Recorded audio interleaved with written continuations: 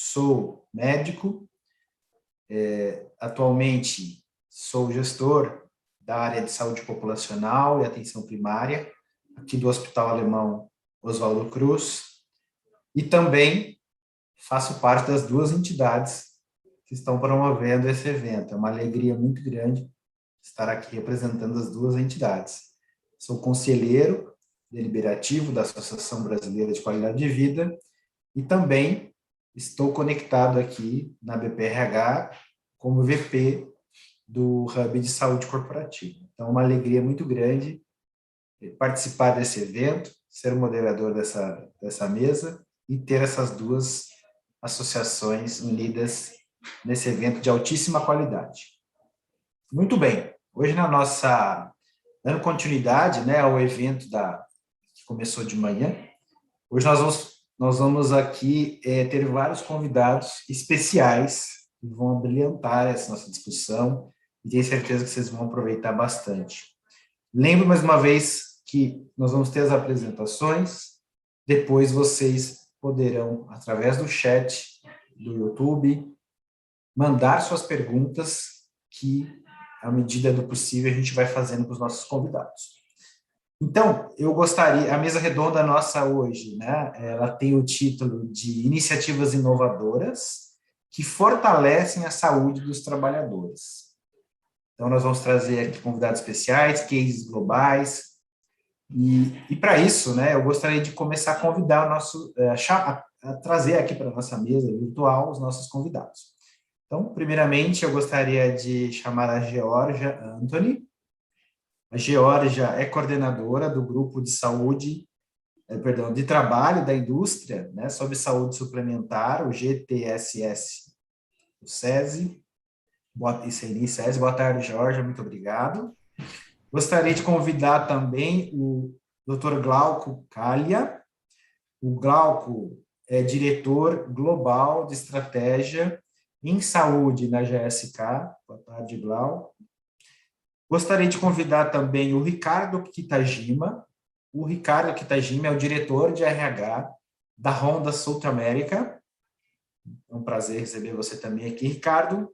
E o Dr. Alexander Buarque, também é da BPRH e é diretor de ética da PMT, da Associação Paulista de Medicina do Trabalho. Boa tarde, Alexander.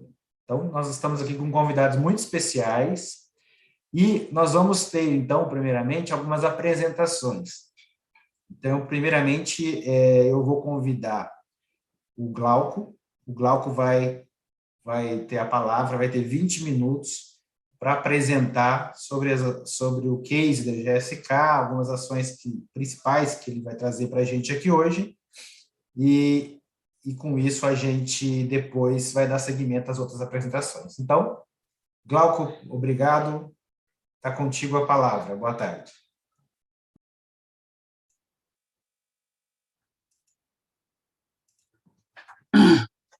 Boa tarde, Leandro. Primeiramente, eu gostaria de dizer muito obrigado pelo convite. É uma honra para a gente estar aqui hoje com vocês apresentando o nosso case. Como você já falou, meu nome é Glauco, eu sou formado pela Faculdade de Medicina de Taubaté, especialista em saúde do trabalho pela Santa Casa, e eu vim apresentar para vocês hoje um pouco desse trabalho mundial que nós estamos desenvolvendo na GSK em termos de controle de estresse organizacional. Tá? É um trabalho interessante, ponto de honra para mim, porque ele começou quando eu era diretor da América Latina, pelo México, depois sendo implementado no Brasil.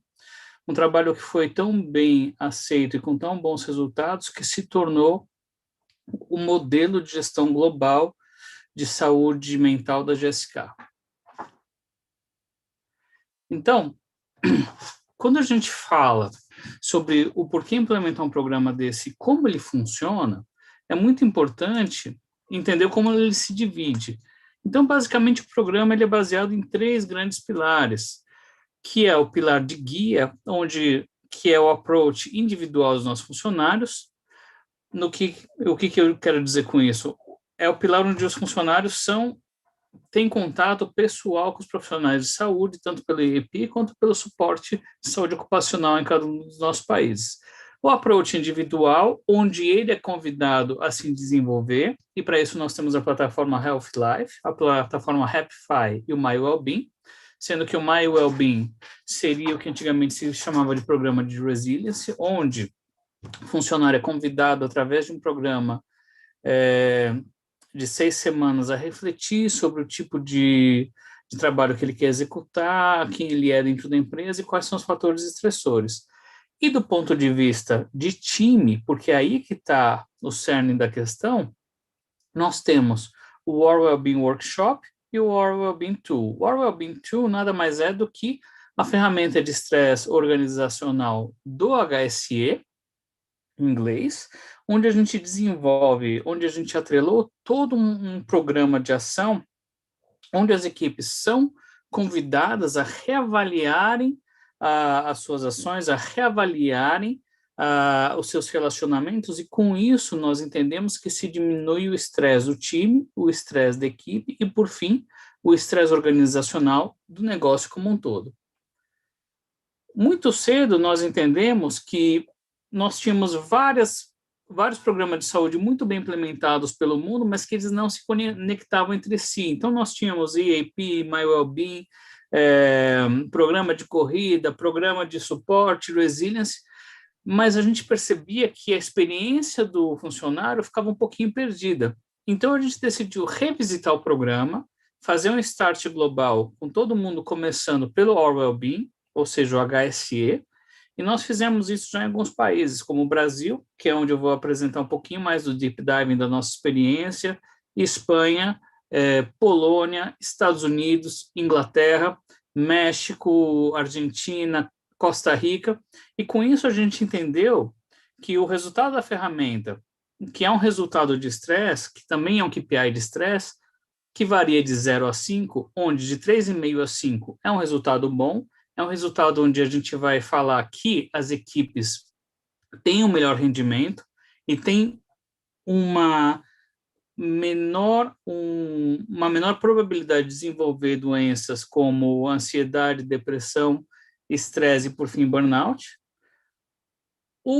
As pessoas e os times e os grupos que estão abaixo do 3,5, eles são convidados a participar do My Wellbeing Program, que é onde a gente já tem uma abordagem individual, há um suporte dos nossos Mental Health Champions, que são os champions que cuidam, que ajudam, que são os embaixadores da saúde mental dentro da companhia, e, por fim, há também um trabalho de RH em cima desses grupos e desses funcionários também. E aqueles que se encontram abaixo de 2,5, então eles seguem uma outra trilha, já de AP Suporte, que é o nosso programa de psicólogos, já com uma atuação pessoal em relação à saúde ocupacional, e daí que vem diagnósticos e tudo mais. Então, nós temos 3 trilhas aqui, que são todas interligadas pelo KPI global de estresse.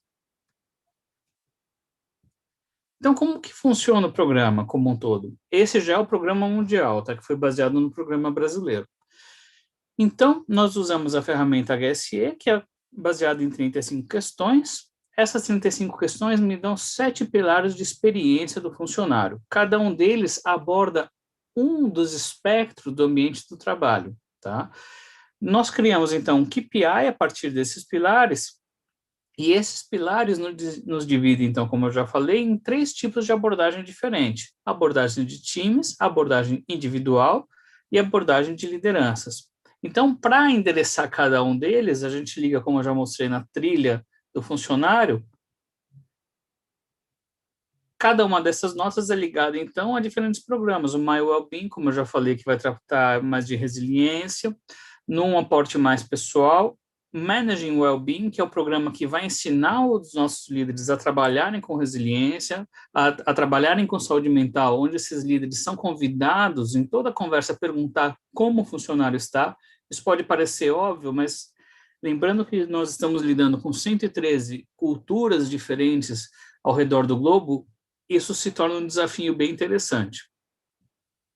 Então, como eu falei, a ferramenta nos dá 7 pilares, que são demandas, controle, suporte da liderança, relacionamento entre equipes, meu papel na organização, ou seja, propósito, aqui muito importante, nós temos o Bob Carr, que é um dos grandes poentes da relação entre propósito e well-being, sempre falando sobre isso. Então, isso é uma coisa que a gente entende e pega muito forte dentro da GSK. Suporte de pares, como os pares interagem entre si dentro das suas equipes e, por fim, mudanças.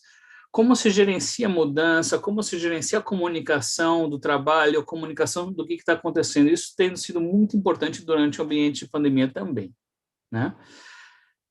Então, aqui eu peguei um pequeno grupo do Brasil, tá? Um grupo de aproximadamente 490 funcionários, e isso é aplicado para todos os grupos, e esse indicador reflete bem o que está acontecendo na companhia como um todo. Mas por uma questão de compliance, de controle RH, eu vou mostrar só um grupo controle, mas que tem um resultado extremamente similar ao que nós temos hoje na companhia como um todo. Então, como vocês podem ver, através daquelas 35 questões, nós temos um KPI para cada um dos pilares.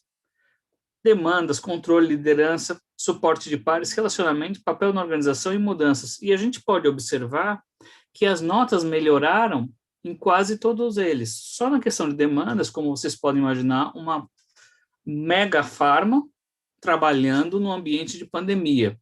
Então, evidentemente, a demanda aumentou muito e isso prejudica um pouquinho o indicador.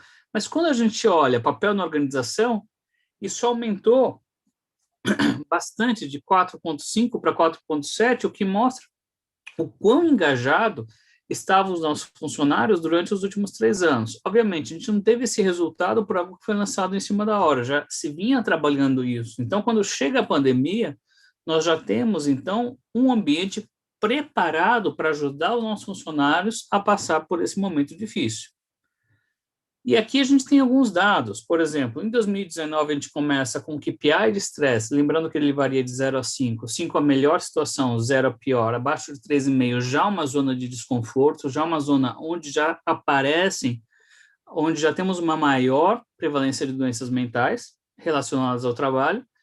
Então, a gente começa 2019 já com um KPI bom, com 3,7, e a gente tinha 30% de risco de burnout. O que a gente considera o risco de burnout? As pessoas que têm o resultado do HSE abaixo de 3,5. Então, são pessoas, grupos e operações onde a gente tem um maior controle. Por que a gente chama isso de risco de burnout? Eu cruzei isso durante a minha carreira com 3 bases diferentes. Na Universidade de Aston, junto com o Vincent Murphy, eu cruzei esses dados com o TOR.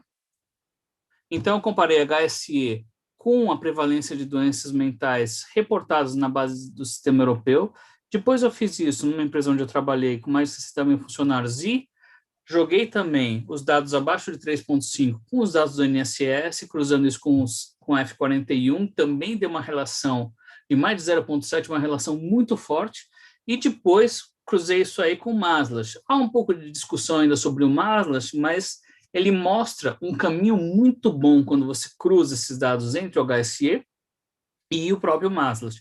E depois a gente ainda jogou por cima de tudo isso toda a parte de análise estatística. Quando o programa cresceu dentro da companhia, toda a estatística global, toda a equipe que faz a parte de bioestatística das nossas vacinas nos ajudou a validar o programa também.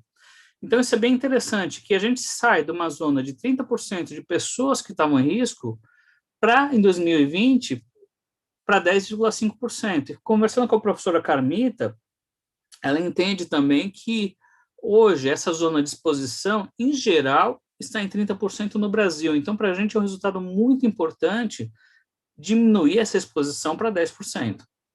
Obviamente, ainda há algo que se trabalhar, mas o KPI de estresse melhorou bastante e a zona de perigo caiu bastante também. E aí a gente começa, como eu falei para vocês, a cruzar esses dados. E vem a pergunta, isso está relacionado com performance? A questão, a fala da Harvard Business School de que se você investe $1 em saúde mental, você tem 5 de retorno, é verdade? A gente descobriu que sim. Se vocês observarem o quadrado de performance aqui, a linha vermelha é a performance dos funcionários, tá? E a coluna cinza é o nível de estresse. Lembrando que o melhor nível é 5, o menor é 0.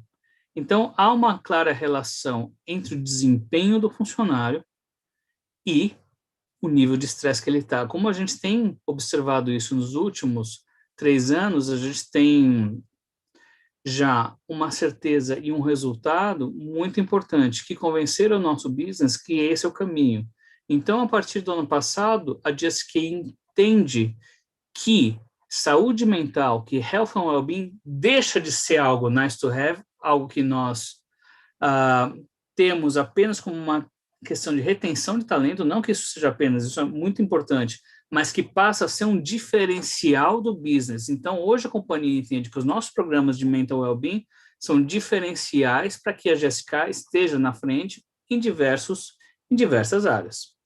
Então, como eu falei, a relação se mostrou positiva, muito boa, a companhia decidiu investir mais nesse tipo de programa, só que, uma vez que os funcionários entendem que a gente está falando sério quando a gente diz que cuida deles e que a gente se importa com o mental well-being, eu vou dar um exemplo para vocês. Em 2019, 75% dos funcionários da GSK diziam, no nosso survey interno, que eles acreditavam que a GSK cuidava da saúde e bem-estar deles. Hoje em dia, depois da implementação do programa, mais de 96% das respostas são positivas. Só que isso traz um outro lado, como se fosse uma caixa de Pandora. Já que eles confiam, eles vão começar a falar. E quando a gente, no tratamento, nos treinamentos para a saúde mental para líderes, encoraja o nosso líder a perguntar sobre a saúde mental dos funcionários, eles acabam falando a verdade. E a gente começa a ter, durante as reuniões de feedback, funcionários dizendo que estavam pensando em suicídio.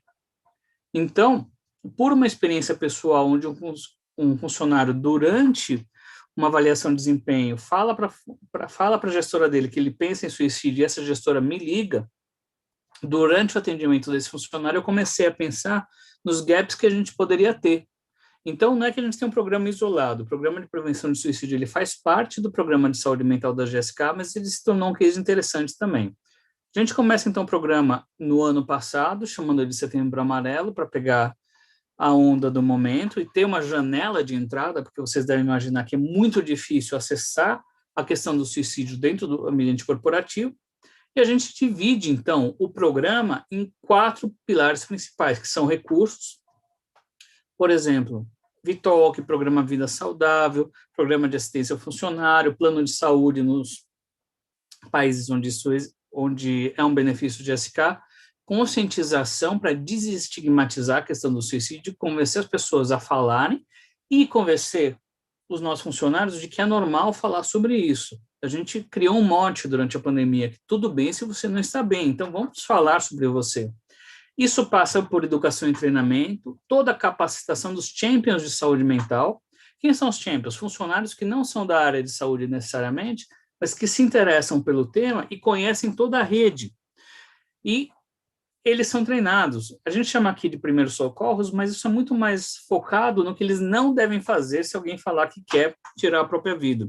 Então, eles conhecem a nossa rede. Por exemplo, vou dar um exemplo de Santiago do Chile, onde, quando a gente mapeia a rede de suporte mental, a gente descobre que só há em Santiago do Chile 2 clínicas atendendo 24/7 emergências de saúde mental. Então, isso causa uma preocupação. Então, começa a me perguntar como é que está o meu aparato em toda a América Latina.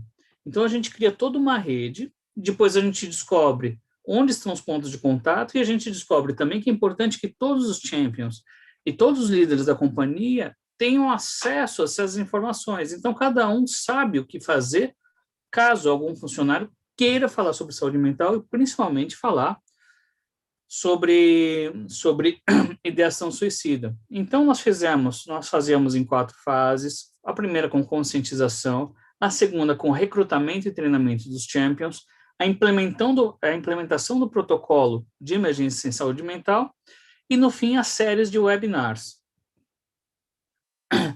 Para motivar ainda mais isso, a gente criou uma coisa chamada GSK Influencers, que também são funcionários nossos, mas que queiram usar as redes sociais não apenas para falar dos produtos de SK, mas para falar em nome dos nossos programas de qualidade de vida. E a gente reparou que, quando a gente começa com esse programa aí em parceria com a Vitalk, o engajamento dentro das nossas plataformas, porque tudo é baseado em algumas plataformas, tanto da Verge Pulse, quanto da Health Data, quanto da Vitalk. Então, a gente precisa também, um dos segredos por trás do sucesso dos programas é engajar. E quando eles veem os próprios funcionários recebendo os kits de well-being na casa deles e postando nas redes sociais, a gente sai na primeira semana com 85 posts, a gente teve 207 mil impressões, com uma alta de engajamento de 12,3 na plataforma. Isso tudo usando os nossos próprios funcionários, boa vontade deles, o engajamento deles enquanto champions. Os resultados externos foram muito bons, nós aplicamos, nós tivemos muita repercussão na mídia nacional e na mídia internacional também, CNN, BBC, mas aqui trazendo só alguns cases do Brasil. Fomos reconhecidos, e por que o reconhecimento é importante? Isso aqui, globalmente com This Can Happen, globalmente com Global Health Workplace Award, nós estamos entre os finalistas do Top of Mind, Wellness Council no México, ontem ganhamos mais um prêmio global de qualidade de vida, e isso é importante, tá? Isso é importante porque causa um reconhecimento interno e externo por conta da empresa. Os nossos líderes acabam se engajando mais e os funcionários sentem que esse reconhecimento é sério, porque não sou mais somente eu falando dos meus programas, mas o mercado em si. Foi essa a minha apresentação, espero não ter passado muito do tempo. É um assunto meio tricky, mas acho que ficou bem claro que o segredo de tudo, de um programa bem feito, é primeiro medir. O que Peter Drucker falava é uma máxima que eu sempre sigo: o que não se mede, não se gerencia. E hoje, globalmente, é isso que eu tento fazer. Entender como está o comportamento, traçar planos de ação em cima dos indicadores e causar uma mudança nesses indicadores. Então, hoje, como eu disse antes, a gente já tem um programa de estresse implementado em mais de 20 países, com sucesso, com melhores indicadores, e o mais importante, nossa experiência é: se você investe em saúde mental, você tem retorno em engajamento e tem retorno em lucratividade. Infelizmente, por segredo de business, não posso falar o quanto mas posso dizer para vocês que é muito mais do que o que a Harvard Business School preconiza, tá bom? Muito obrigado, era isso que eu tinha para falar hoje, e estou aqui para perguntas mais para frente, tá bom? Obrigado, Glauco. Muito bom, excelente apresentação. Teremos bastante assunto aí para conversar em seguida, né? Então, eu vou passar a palavra agora para o Ricardo Kitajima. Ricardo, boa tarde, obrigado pela sua participação. Você também aí terá os seus 20 minutos para a apresentação, ok?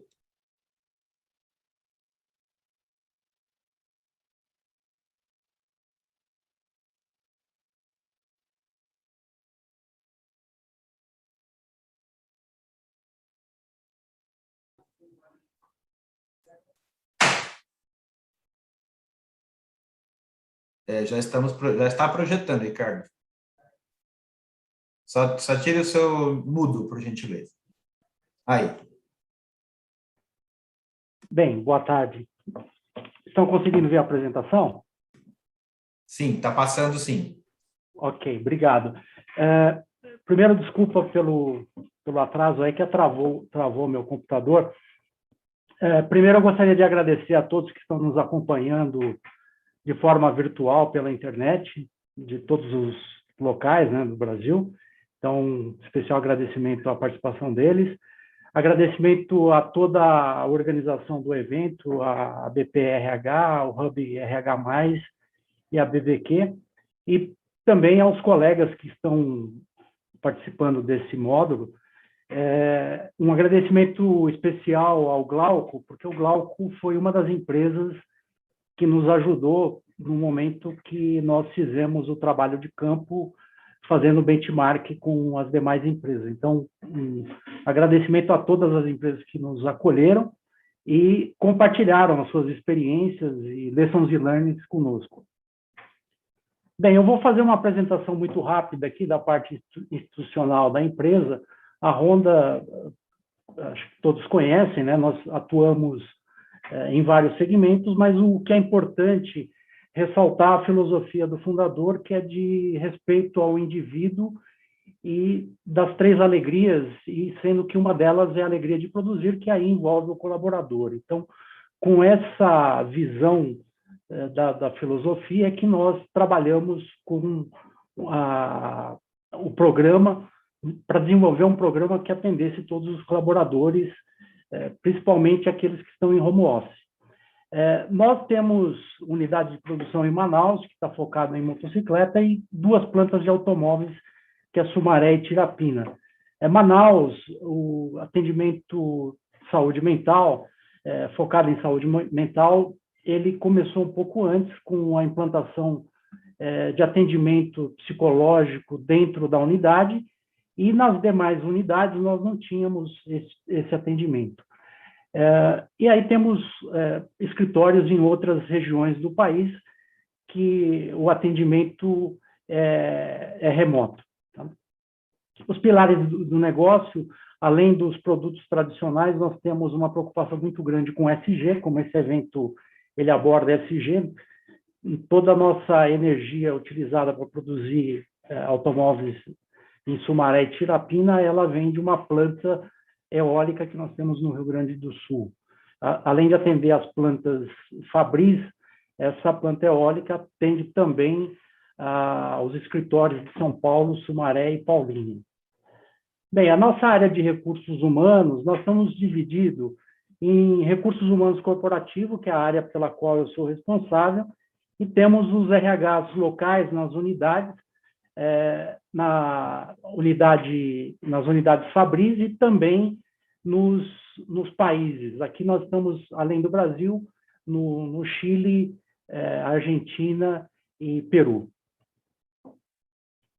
Bem, com relação à saúde corporativa, nós tínhamos, antes de 2019, uma atuação bastante descentralizada em saúde corporativa, e em 2019 nós criamos, na área de shared service, a qual eu também sou responsável, o que nós chamamos de saúde corporativa. E aí essa área passou a ser responsável não só pela gestão dos planos de saúde com a seguradora, mas também com as cooperativas. Então, essa é a área que faz todo o processo de negociação.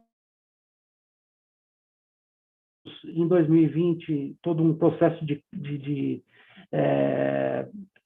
data, information, para nos ajudar, principalmente, a ter mais informações para poder lidar melhor com cada uma das situações, e uma delas é essa da saúde mental. Em 2021, mais especificamente, nós lançamos o nosso programa de saúde mental, porque em 2019, quando nós criamos a área, uma demanda que nós já vínhamos recebendo pontualmente de alguns negócios. Então, além dos pilares que eu comentei anteriormente, nós temos um braço financeiro que fica em São Paulo,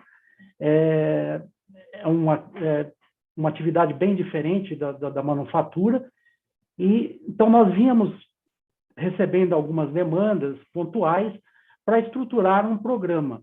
E essa demanda intensificou a partir de 2020, depois da pandemia da Covid. E em 2020, nós montamos um grupo de trabalho, um grupo multidisciplinar, envolvendo as unidades e também diversas áreas, desde o RH, ambulatório das fábricas e também business partner e outras áreas de recursos humanos.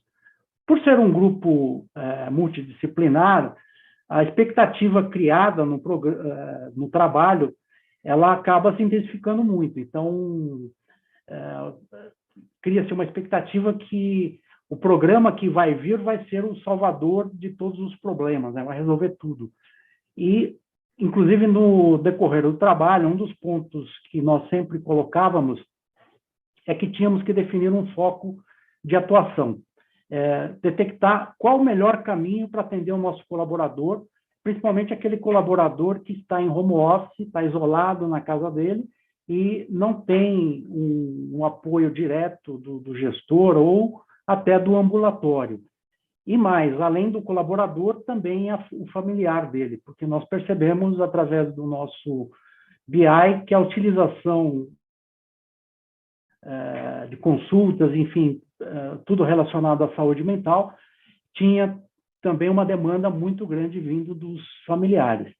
Então, com base nesse desafio de como estruturar um programa que atendesse a todos, é que nós fomos focando o nosso trabalho. E nesse trabalho de focar, nós desenvolvemos aqui o que nós chamamos de Programa de Saúde Mental, que é a missão da área de saúde corporativa, que é de promover a saúde do grupo de forma a ser percebida e valorizada pelo colaborador.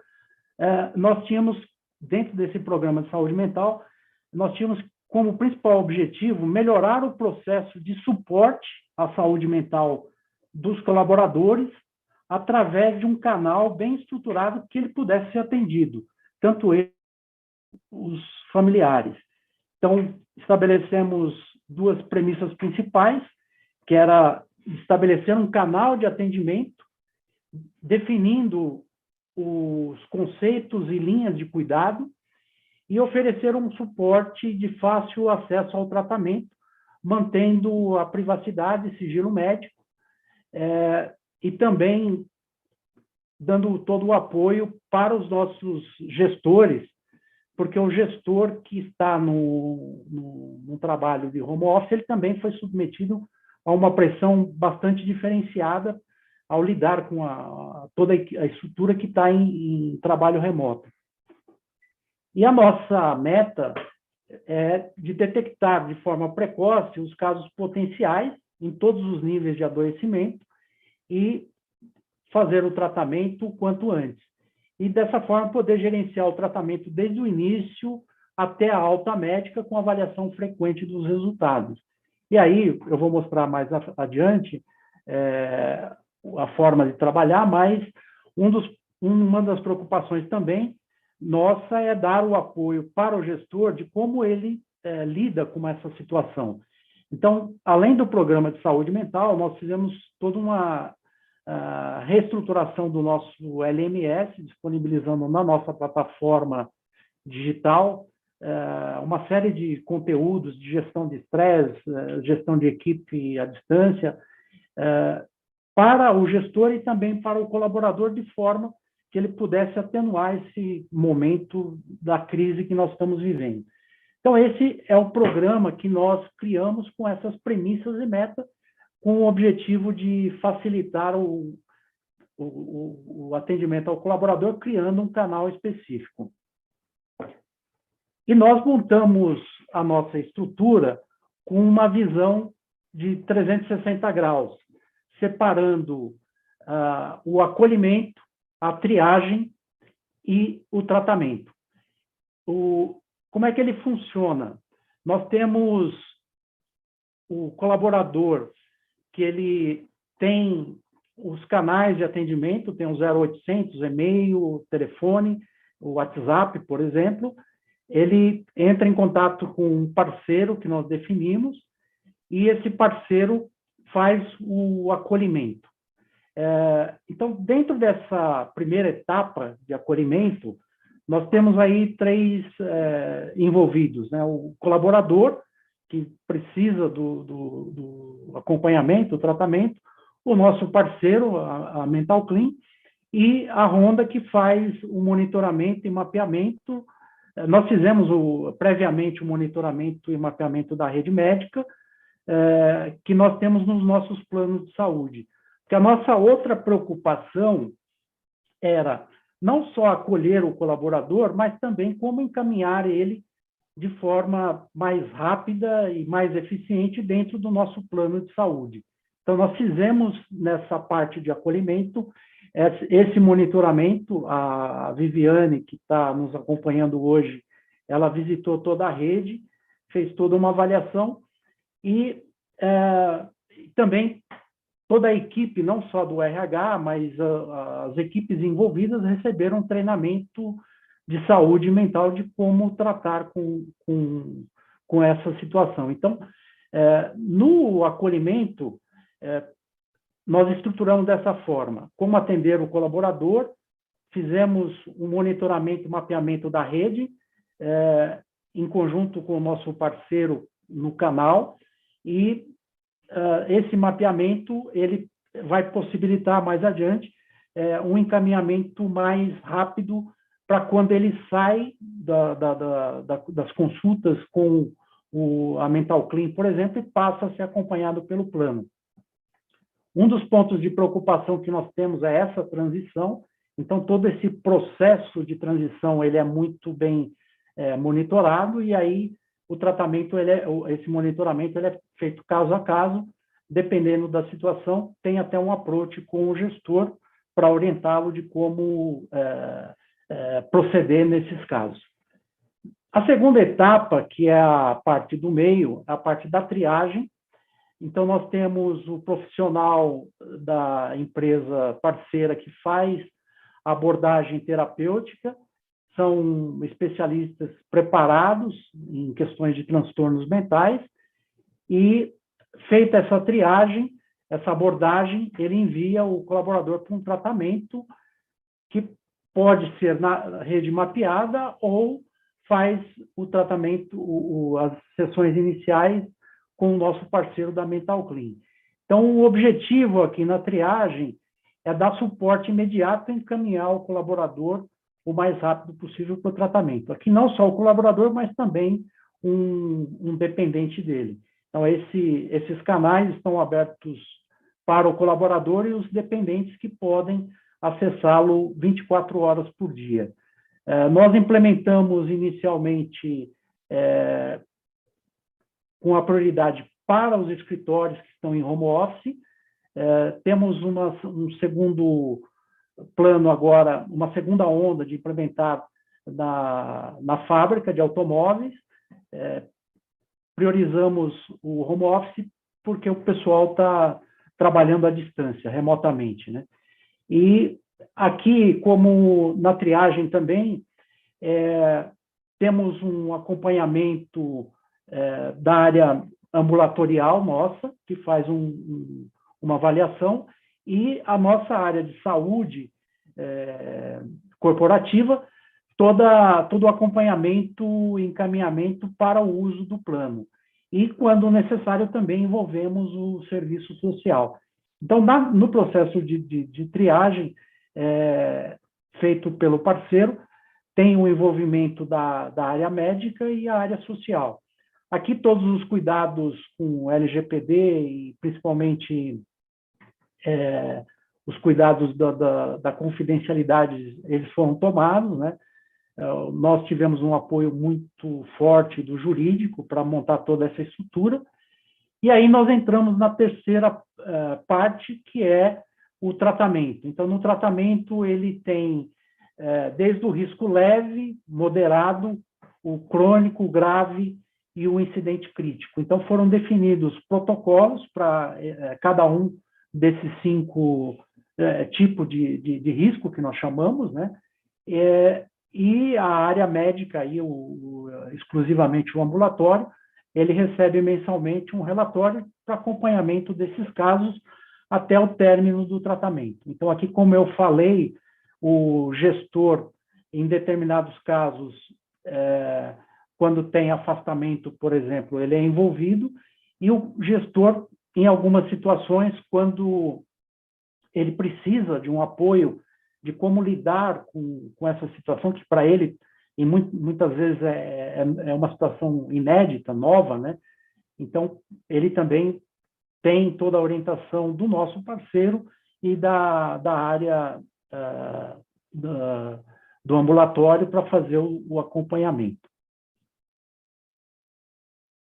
Então, com relação ao nosso programa,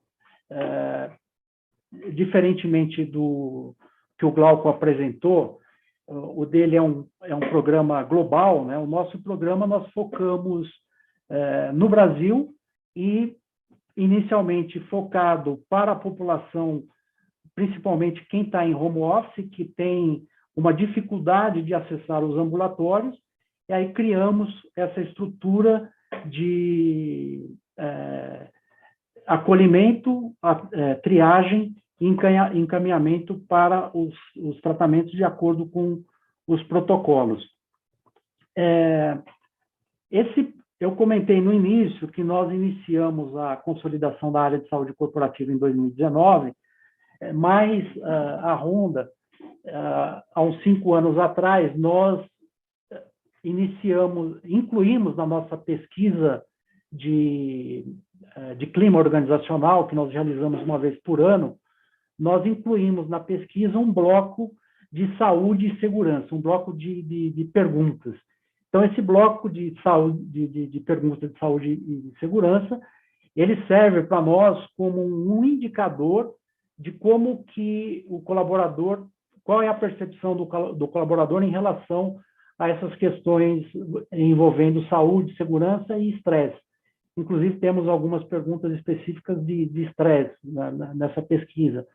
E o nosso resultado, desde quando a pesquisa foi implementada, ela é acima de 80%, chega quase no máximo de 100%, né? Então, nós temos, apesar de termos uma percepção e uma valorização muito boa, nós detectamos que tínhamos que avançar nesse canal, criando uma forma de acolher o nosso colaborador, principalmente depois da pandemia. Então, esse é o que eu tenho que apresentar para vocês da nossa experiência, e aí eu fico à disposição de todos vocês para perguntas adicionais. Obrigado. Muito obrigado, Ricardo. Excelente apresentação também.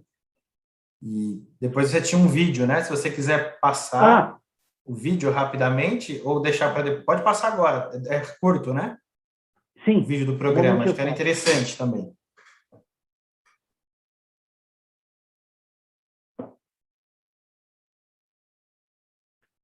Está vendo a tela? A gente está na sua tela do PowerPoint. Tem que sair dela para você colocar o vídeo. Desculpa, um momentinho só. Imagina.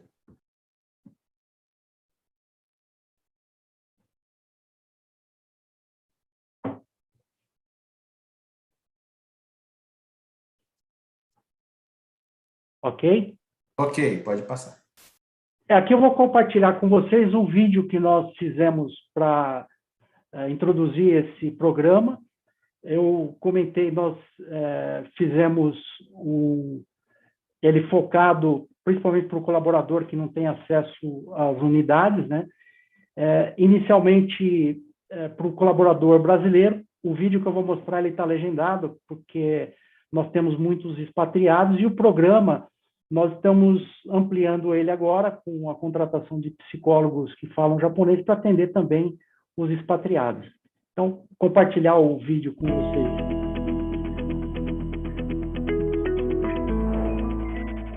Tristeza, frustração, raiva, irritação são coisas que todo mundo já sentiu em algum momento da vida. Mas às vezes, essas emoções podem acabar ficando por mais tempo do que deveriam. E aí isso pode afetar a sua vida em casa, no trabalho e até nos seus momentos de lazer. Esse é o sinal de que talvez você precise dar atenção à sua saúde mental e conversar com alguém sobre isso. No programa Mente Saudável, nós podemos ajudar. Através de uma parceria entre a área de gestão de plano médico e a empresa Mental Clean, são disponibilizadas linhas de atendimento 24 horas, voltadas exclusivamente para oferecer cuidados à saúde mental dos colaboradores Honda. Já no primeiro contato, você pode falar com psicólogos que estão prontos para ouvir, conversar e entender melhor o que você está sentindo. E não se preocupe, pois essa conversa fica apenas entre você e o profissional, com sigilo e respeito à sua privacidade. Durante essa primeira conversa, o psicólogo avalia o seu caso e aconselha você sobre a melhor forma de prosseguir o tratamento. Em alguns casos, são agendadas sessões de terapia que podem ser feitas com psicólogos especialistas da própria Mental Clean. Mas mesmo em outros casos, quando são sugeridas sessões extras, por exemplo, fazemos um cuidadoso mapeamento da rede de psicólogos e psiquiatras do seu plano, de acordo com diversos critérios de acolhimento e títulos de especialidade. atividades. Tudo isso para que você se preocupe apenas com seu próprio cuidado.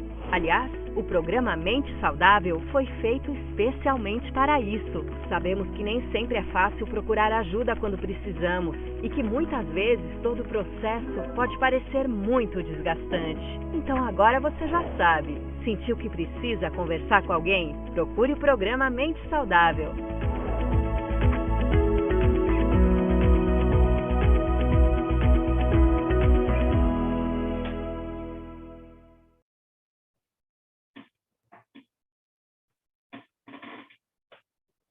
Muito bom, Ricardo.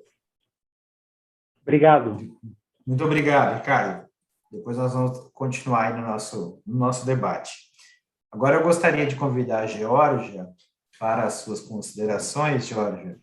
Em primeiro lugar, obrigado, né, você ter aceito o convite para participar também dessa mesa conosco. Eu abro agora a palavra para você trazer suas considerações e contribuir conosco aí. Muito obrigado. Tá joia. Leonardo, eu que agradeço em nome do SESI, da CNI, e agradeço também em nome de um grupo de empresas, né, do qual eu coordeno. As duas que se apresentaram aqui fazem parte desse grupo, né, que é o GTSS, que você apresentou mais cedo. Agradeço a BQV, a BPRH por essa oportunidade, né? Eu acho que o espaço que tem sido dado aos contratantes de planos de saúde, na verdade, as empresas, né, como eu vou trazer aqui, tem sido fundamental, né, para a gente promover uma mudança maior no sistema de saúde. Então, eu vou aproveitar o gancho das duas apresentações iniciais, que falou de saúde mental, para comentar que o SESI fez uma pesquisa junto a indústrias, né, indústrias de pequeno, médio e grande porte, sobre as tendências de saúde e tal, e após a pandemia também. E a saúde, 65% das empresas disseram que pretendem investir mais em saúde mental. Saúde mental passou a ser um ponto de atenção. E isso é realmente inovador, não só para as empresas, mas para a sociedade, né? Ninguém sabe falar sobre saúde mental, é um tabu para todo mundo, né? Os colegas não sabem falar, mas os pais também não sabem falar, ninguém sabe falar. As pessoas têm medo e evitam. Então, talvez esse trabalho iniciado pelas empresas possa gerar um benefício social muito maior, né? De educar a sociedade mesmo para falar sobre esses assuntos. Uma outra tendência, e eu queria fazer um comentário também, que vai ter até a ver com essa outra tendência que eu vou trazer, é que, por exemplo, na experiência da GSK, o quanto você tratar de saúde mental vai muito além do atendimento psicológico, né? Tem o estímulo a um estilo de vida saudável, né? Treinar as pessoas, enfim. Então, o quanto que isso é uma abordagem mais integrada, centrada nas pessoas e não em procedimentos, e não em consultas, né? Por exemplo, não em sessões, mas nas pessoas mesmo, nas necessidades dela e, claro, do coletivo também, né? Mas populacional. E aí eu vou para a segunda tendência que eu observo. Nesse caso, eu observo nessas grandes empresas que fazem parte desse grupo. Então, acho que a gente pode estender para grandes empresas em geral. Há uma tendência justamente de sair da visão de saúde ocupacional para a saúde do trabalhador, para a saúde centrada no trabalhador, sabe? Então, a Honda, por exemplo, ela trouxe, lá no case dela, alguns exemplos de premissas que eram ter linhas de cuidado, gerenciar o cuidado desde o início até o término, né? Facilitar o acesso. Então, quer dizer, essa empresa está preocupada muito além da questão da saúde ocupacional. Ela está preocupada, ela inclusive criou um departamento de saúde corporativa, não foi de saúde ocupacional, né? Ali ela inseriu tudo que ela faz, como também planos de saúde, outros programas que estavam fragmentados, de novo, voltando ao exemplo também da GSK, que alguns anos atrás viu que tinha muitas muitos programas que talvez estivessem soltos ali, e ela colocou todos esses programas numa fundamentação, né, num desenho único que pudesse dar suporte com mais efetividade até, né, seguindo ali indicadores. Então, assim, eu vejo muito esse movimento, né? Antes, a empresa, eu percebi que ela tinha até um certo receio de falar de saúde integral, porque ela receava que isso fosse recair para ela como uma obrigação, né? Mas agora não, ela vê, como o Glauco deixou bem claro, que olhar a saúde integral, e eu estou falando isso de novo para as grandes, tá? Eu não acho que isso seja um movimento de pequenas empresas, eu acho que são de grandes, mas ela percebe isso como um elemento crítico do negócio, né? Então, as grandes empresas começam a avançar para isso. E aí eu vou justamente para essa terceira tendência, né? Cada vez mais as empresas percebem como parte da estratégia do negócio dela, isso é uma tendência. Eu acho que a Covid ajudou muito a reforçar isso, porque a Covid não era um problema de saúde ocupacional, é um problema de saúde populacional mundial, uma pandemia, mas afetou fortemente os negócios, né? Então as empresas tiveram que parar e olhar para a pessoa, olhar para o trabalhador. Nesse momento, a empresa experimentou uma jornada onde ela acompanhava os trabalhadores desde o começo, aqueles saudáveis, aqueles sem sintoma, mas mesmo assim monitoravam se elas tinham sintoma ou não, como é que ela estava, temperatura, até uma detecção precoce, até um atendimento continuado, né? Então, quer dizer, a pessoa que apresentava os sintomas continuava sendo acompanhada até que isso fosse checado se a pessoa estava doente ou não. Se ela estivesse doente, continuava sendo acompanhada até que ela pudesse estar recuperada. Algumas vezes teve sequela e aí continuou todo o acompanhamento. Pode parecer óbvio, né? Mas, na verdade, a gente experimenta um sistema de saúde totalmente diferente disso. Nosso sistema de saúde você vai numa consulta e acabou. Acabou aquela atenção ali no término da consulta. E com a Covid isso foi totalmente diferente. Não acabava. A atenção continuava. Então, assim, muito alinhada, não só centrada na pessoa, mas muito alinhada com essa perspectiva de saúde baseada em valor. A entrega está quando a pessoa tem algum desfecho, né? Assim, volta, retorna, mas ela é acompanhada o tempo todo. Sobre isso, de fazer parte da estratégia, eu acho que as duas empresas trouxeram aí exemplos de grandes, né? Uma criou um departamento de saúde corporativa, a outra demonstrou claramente para a empresa a relação entre o cuidado e o desempenho, né, dessas empresas. E a gente tem visto muito, então eu queria chamar a atenção para isso, que as empresas elas ganham muitos pontos na Bolsa de Valores quando elas colocam claramente os seus objetivos econômicos, sociais, o seu desempenho econômico, social e de governança, né?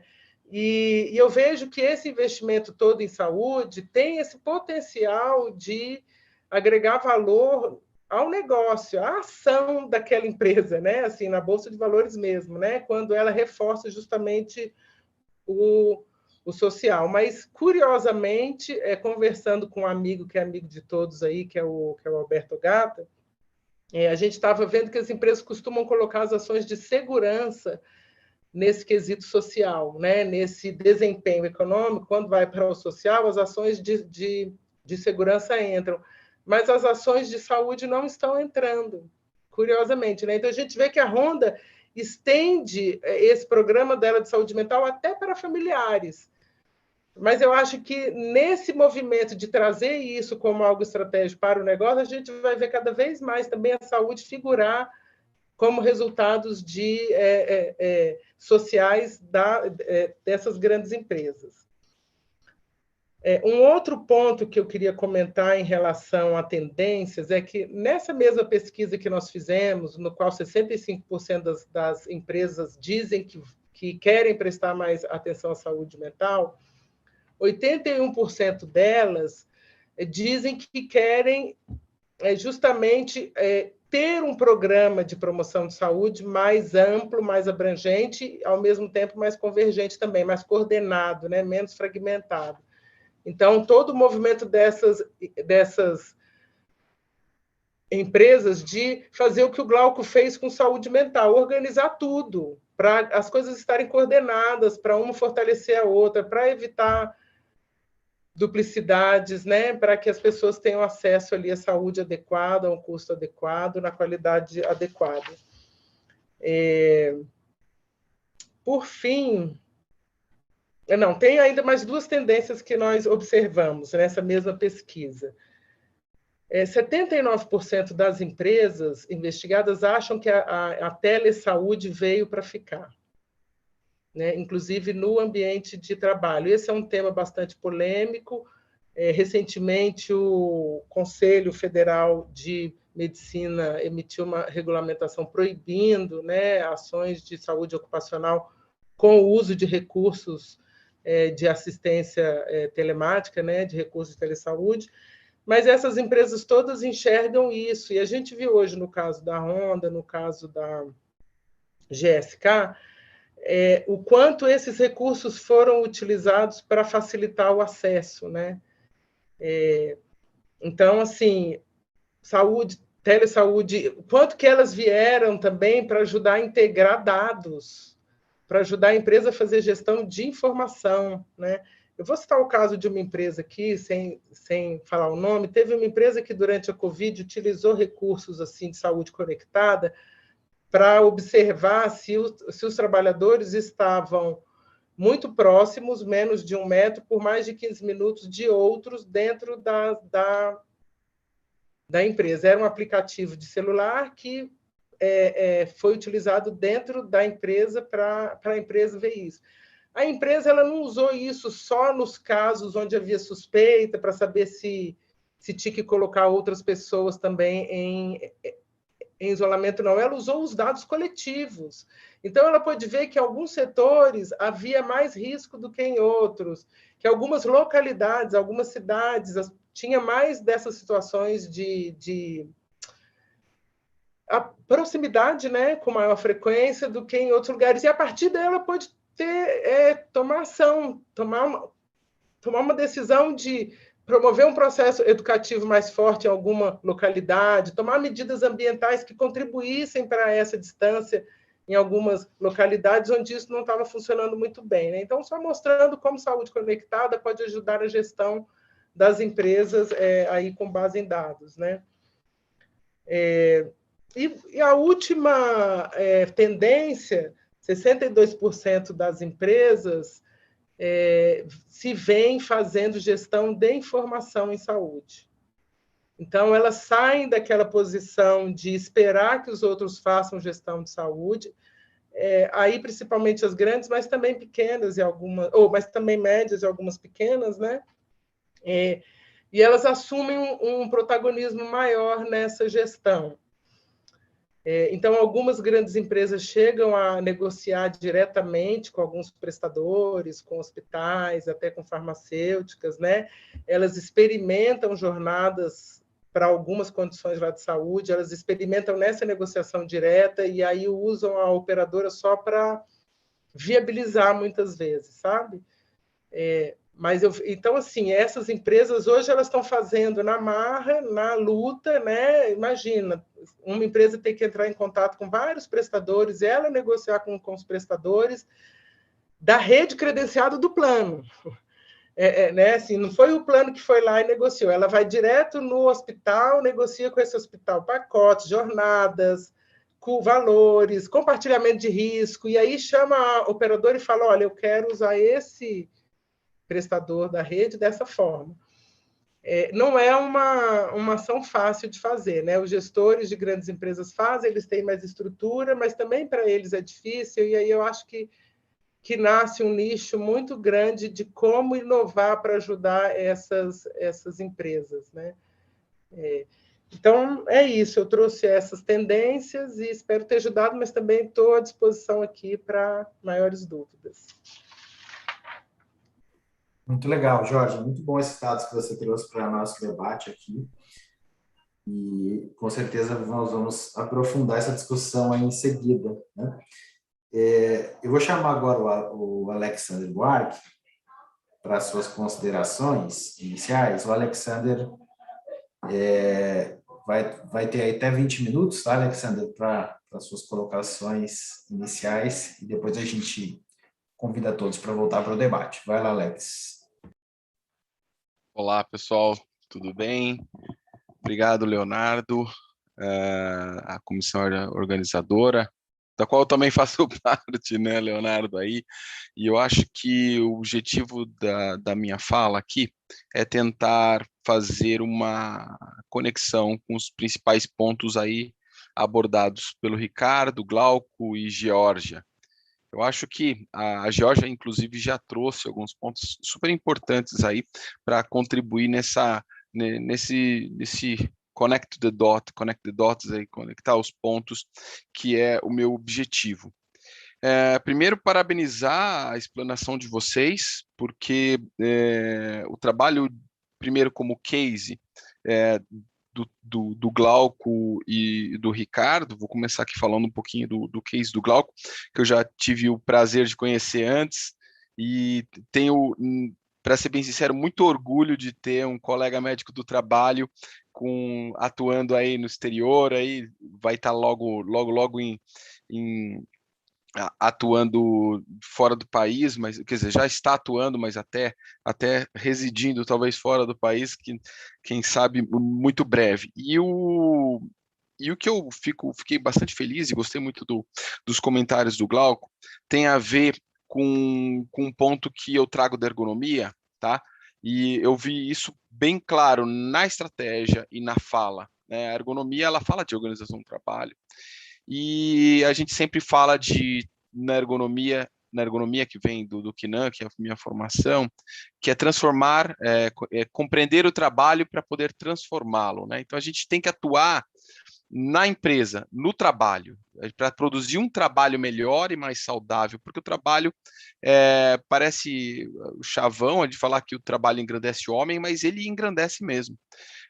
Se o trabalho é bom, se a liderança é boa, você sai melhor. A maior parte de vocês, se olharem para trás, na vivência do ambiente de trabalho, se vocês não adoeceram por ele, superar as dificuldades dentro do ambiente de trabalho nos tornou melhor nesse contexto.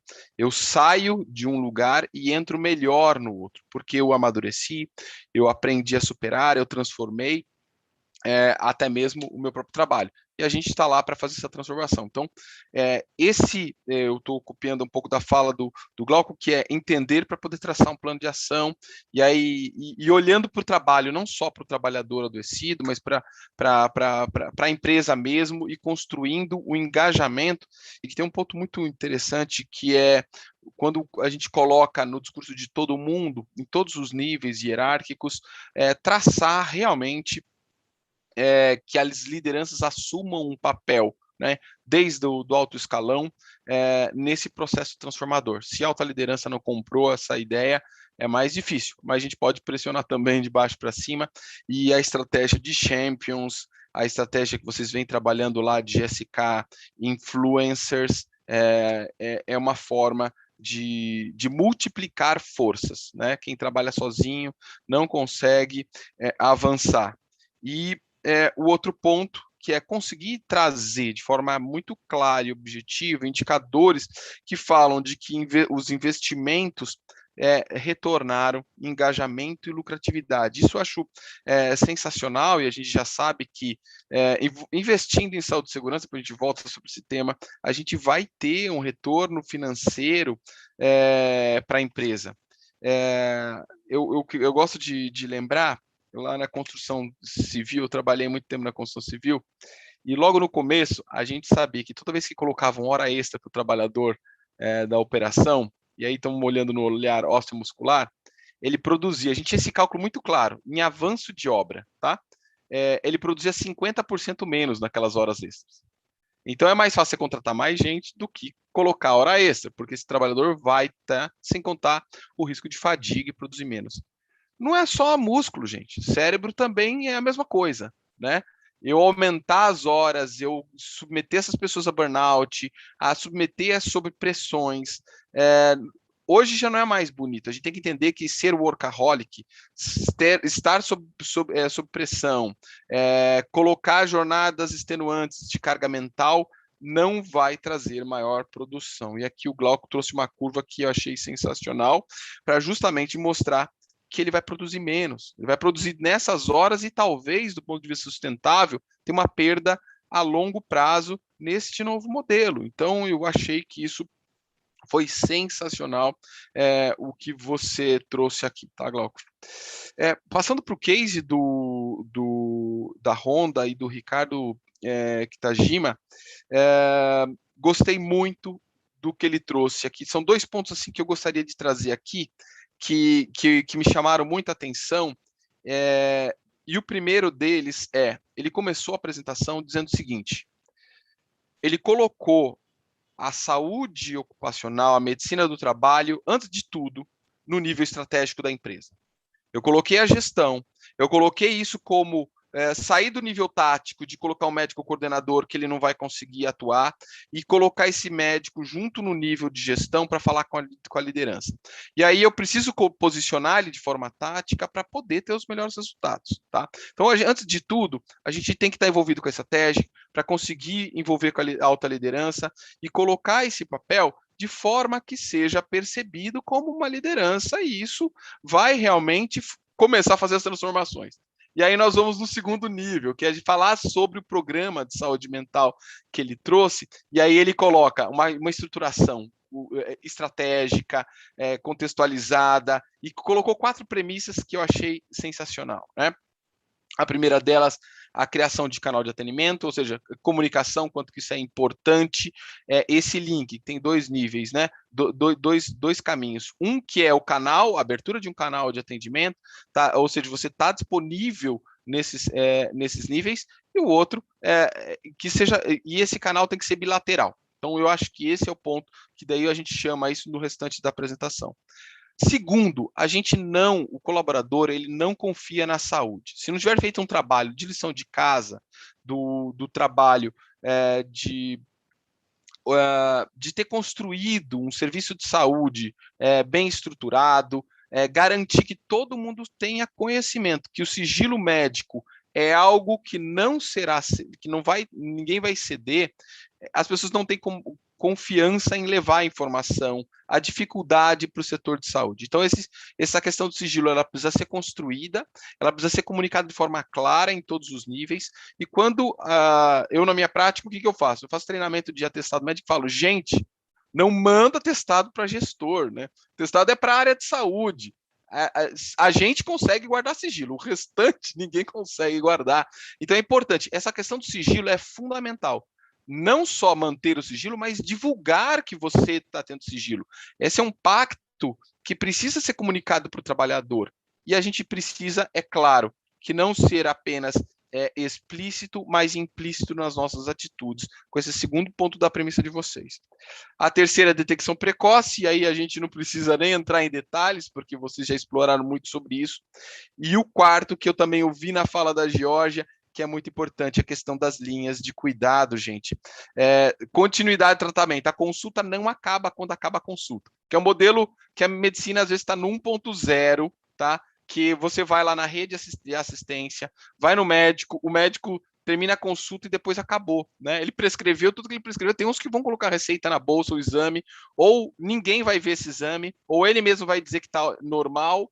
Isso não quer dizer que está tudo normal, que as coisas... Eu preciso dessa continuidade, eu preciso dar seguimento a esse atendimento. Então, para mim, esses 2 pontos, para mim, Ricardo, apesar de todo o programa de vocês sensacional, para mim me chamaram muita atenção, porque eu queria reforçar isso frente às pessoas, o quanto que isso aí é fantástico. partindo aí para a conversa da Jorge, que já conheço, aí estou devendo tanta coisa para ela que mas de entregas aqui, ela trouxe algumas coisas na fala que eu achei muito bacana. Então, a questão, primeiro, relacionada a essa questão de mudança de modelo, a gente precisa realmente, nesse estudo que foi feito aí, mudar um pouco esse modelo. A gente tem um trabalho das empresas, principalmente as grandes empresas, querendo amadurecer, fazendo essa virada da saúde, e a gente tem ainda, apesar de todo o conhecimento técnico-científico, a gente saber que as coisas precisam mudar, a gente precisa que as leis, as normas, as instituições abracem isso com a mesma velocidade que nós estamos engajados em fazer essa transformação. Então, a gente precisa, esse modelo que a gente falou, né, de pressão, de workaholic, a saúde mental está como elemento central, um dos principais dentro das empresas, mudar principalmente esse modelo top-down, cartesiano, de herança lá do tempo militar, de diretor, gerente, coordenador, extremamente hierárquico. Esses dias eu estava lendo até um material dizendo assim, desde da escravidão no Brasil existia gerente, tinha gerente que cuidava de escravo. Então, a gente precisa mudar, não a palavra, não estou querendo só dizer a palavra, mas a forma de liderar.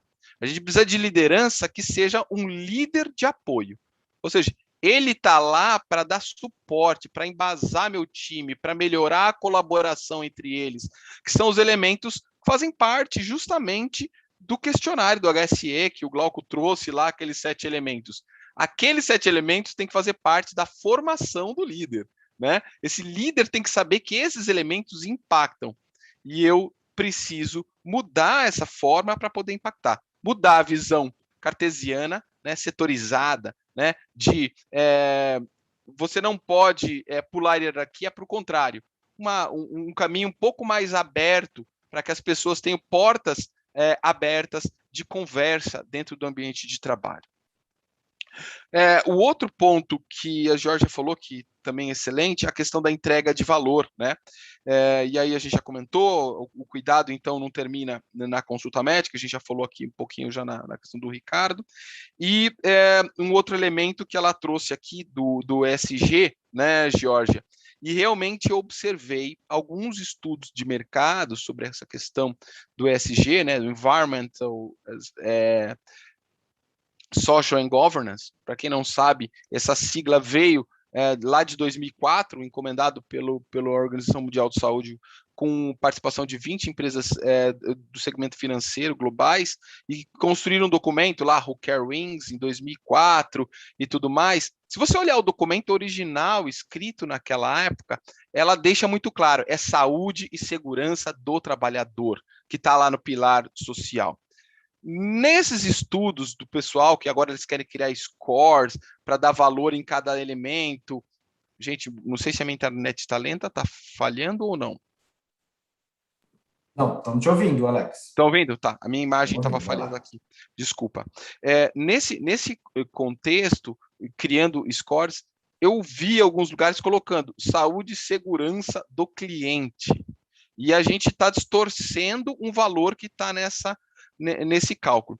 E aí, remetendo ao estudo que a Jorge falou, que foi lá do Fábio, que ele publicou no Jornal de Occupational Health, os estudos estão ligados de benefícios. Se você esquece todo o ESG, e você só considera saúde e segurança do trabalho, não tem só um estudo, existem mais de um estudo publicado, onde foi avaliado justamente o peso nas carteiras de desempenho, criando uma carteira só das empresas que tiveram melhor desempenho, ou no Total Worker Health, ou no Hero, entre outras premiações. O desempenho em mais de 10 anos foi sustentavelmente melhor que as 500 mais empresas S&P da Bolsa de Valores, tá?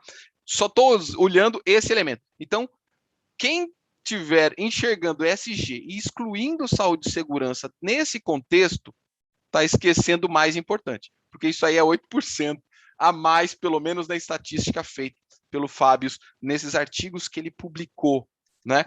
Então, é muito legal a Georgia ter trazido isso, justamente porque a gente não pode esquecer esse elemento, que é um dos mais importantes, e ele está conectado Saúde e segurança hoje está conectado com saúde mental, está conectado com produtividade, está conectado com diversidade, com inclusão, que também são outros elementos lá do ESG. Então, basicamente isso. Para finalizar, não sei como é que está meu tempo aí, não sei se eu tenho mais uns 5 minutos. Tem 5 minutos, Alex. Um outro ponto que a Georgia falou, que eu corroboro 100% a questão do uso das tecnologias na saúde ocupacional. E levando aí a questão de ferramentas, a gente não pode esquecer que a geografia do trabalho mudou. O trabalho não é no escritório mais, somente, e o trabalho também não é mais no chão de fábrica. E aí eu pergunto para vocês, como eu visito o posto de trabalho de uma pessoa que está em home office, se não for pela telemedicina? É claro que eu posso mudar agora, todo mundo pegar a maletinha como médico de família lá no passado, e não é uma má ideia, e visitar um por um dessas pessoas espalhadas pelo Brasil para poder dar essa atenção no posto de trabalho. Mas sejamos coerentes e avaliando os recursos finitos que nós temos, se na verdade eu utilizar da ferramenta da telemedicina hoje para a saúde ocupacional, não é levar a saúde ocupacional, conhecer o posto de trabalho dessa pessoa, que agora é a casa, conhecer o contexto do trabalho e da família e fazer, de fato, uma visita ao posto de trabalho, que muitos médicos, às vezes, ainda têm muita resistência de conhecer. Então, esse é uma mensagem que a Georgia trouxe, que eu achei também brilhante. Mas, por fim, ainda falando de tecnologia, a gente tem que explorar ao máximo essas ferramentas. Na nossa vivência, a gente tem gadgets, a gente está usando até dispositivo para medir glicemia e monitorados na coordenação do cuidado com o time de enfermagem. A gente pode utilizar point of care. Algumas empresas já vi utilizando coletas em domicílios para exames. Então, a gente precisa explorar isso. Ele está lá para ser explorado, não para usar de uma forma. Ninguém está mudando a medicina presencial pela medicina à distância. Nós estamos colocando mais uma ferramenta, mais uma não, são várias, né? Nós estamos falando de gadgets, nós estamos falando de dispositivos médicos, nós estamos falando de point of care, nós estamos falando de coletas em domicílio, nós estamos falando em visitas virtuais ao posto de trabalho, nós estamos falando de várias ferramentas que precisam ser colocadas. A gente não pode, com a saúde ocupacional, no universo como a gente está hoje, ficar fadado ainda a uma saúde ocupacional 1.0, pensando num avanço que a gente tem com tanta tecnologia. E aí, é claro, não adianta a gente finalizar, a gente querer avançar fazendo tudo isso, se a gente ainda está num nível de maturidade nas empresas onde nós estamos, muito precário, né? Eu vejo que, às vezes, a gente está falando aqui num mundo que pode ser muito distante das empresas de pequeno e médio porte, mas tem uma experiência muito interessante do Total Worker Health, que foi publicado recentemente, eu acho que há 2 meses, 1 mês, que é muito interessante, que fala justamente a abordagem à distância do time americano nas empresas pequenas e médio porte, quanto que eles avançaram na estruturação. A mesma coisa do Total Worker Health trazendo benefícios. Por quê? Porque não teve acesso à informação. Então, a gente precisa mudar todo esse modelo, né, de atenção presencial, achando que eu preciso colocar simplesmente numa clínica terceira que às vezes não está conectada numa cultura. Não estou abdicando disso. Estou dizendo o quanto que eu preciso interagir melhor isso com todo o contexto do trabalho e trazer isso em todos os níveis. E como que eu posso viabilizar isso também em pequenas e médias empresas? Então, avaliar o nível e que maturidade nós estamos, tanto de sistema, e a gente precisa avançar do ponto de vista regulatório. Eu acho que eu já falei demais aí para vocês, os vou deixar se tem mais algum ponto para discussão entre todos aqui, mas parabéns por vocês, por reduzir a distância aí entre a alta liderança da empresa e a saúde ocupacional, a medicina do trabalho, e o trabalho, eu tenho muito orgulho não só do Ricardo, do Glauco com esses cases, mas o trabalho que a Georgia faz no GTSST, que é brilhante e que a gente precisa entender que a gente precisa transformar todo esse cenário que a gente tem hoje através do nosso engajamento, independente de algumas instituições que às vezes estão desconectadas com essa realidade. Então, parabéns aí pela apresentação de todos vocês.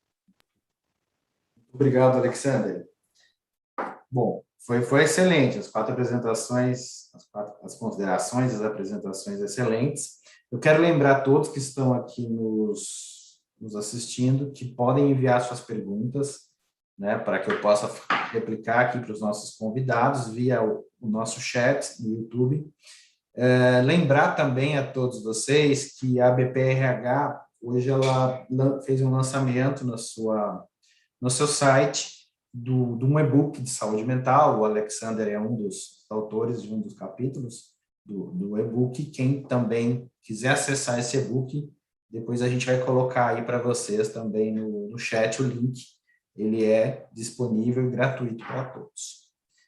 Bom, vamos começar. Vamos então partir um pouquinho para as perguntas. Eu vi que tem algumas aqui já, e aí eu vou aproveitar essas perguntas e vamos começar primeiro com o Glauco, que acho que tem uma pergunta para você aqui primeiro, Glauco. E aí eu já engato num ponto que eu coloquei aqui. Primeiro, o Fábio aqui, né? Ele está perguntando para você se os indicativos para descobrir se o colaborador tem alto risco de suicídio é o mesmo para os diferentes países, ou se o seu mecanismo de screening que você usa é o mesmo, e os indicativos também para esses países. E eu aproveito também e te faço uma pergunta aqui, ouvindo a tua apresentação, Glauco, no mapeamento de saúde mental que vocês realizam com seus colaboradores, como é que é a adesão? Né? Eu vi que o Ricardo colocou muito ali, reforçou muito na fala dele a questão do sigilo, das informações e tudo isso. E como é que vocês têm a adesão da população da GSK para esse mapeamento? Como é que ele é feito? Se é um questionário também sigiloso, enfim, ou você tem algum tipo de incentivo para que eles participem desse mapeamento, que eu vi que vocês conseguiram ter uma adesão importante ali, né, na tua apresentação. Então, eu queria entender como é que é isso, e aí você aproveita e responde a pergunta do Fábio. Legal. Bom, a adesão que eu tenho de cabeça, só explicando o modelo da GSK, uma empresa matricial. Então, por exemplo, se você pegar a minha área, eu tenho pessoas no Brasil, pessoas na Argentina, no Chile, Estados Unidos, Singapura. Então, a gente usa 2 modelos, um é o de país, mas para as áreas shared service, nós estamos começando com um modelo onde a gente faz direto da área, tá? Para pegar desde o vice-presidente, até, por exemplo, saúde ocupacional, até o médico que está no chão de fábrica, né? Então, são 2 modelos. Mas, pegando o Brasil, por exemplo, nós tivemos uma adesão dos business de mais de 96%. Como é que a gente fez isso? Primeiro com comunicação, depois com parceria com o RH. O RH no Brasil foi extremamente parceiro na implementação do programa. Então, eu e a Cíntia Magno, diretora de RH do Brasil, a gente falou bastante em conjunto nos fóruns, tudo era feito ombro a ombro. O programa, apesar do questionário não ser customizado, a abordagem do programa ela é customizada de país a país. Por exemplo, no México, é feita uma abordagem junto com a normativa 35, então a gente adapta o discurso à realidade do país. Isso, obviamente, serve para a realidade da empresa. A GSK é dividida entre farma e consumo hoje em dia, que tem culturas e realidades totalmente diferentes. Então, um dos segredos é adaptar isso à linguagem do funcionário, entender junto com o RH, com comunicação interna, como a gente entra em contato com esse funcionário e fazer uma comunicação massiva, onde ele entende, por exemplo, que há toda um estudo junto com compliance, junto com personal information, para que ele entenda que a informação não vai sair da área médica. O que eu fiz, por exemplo?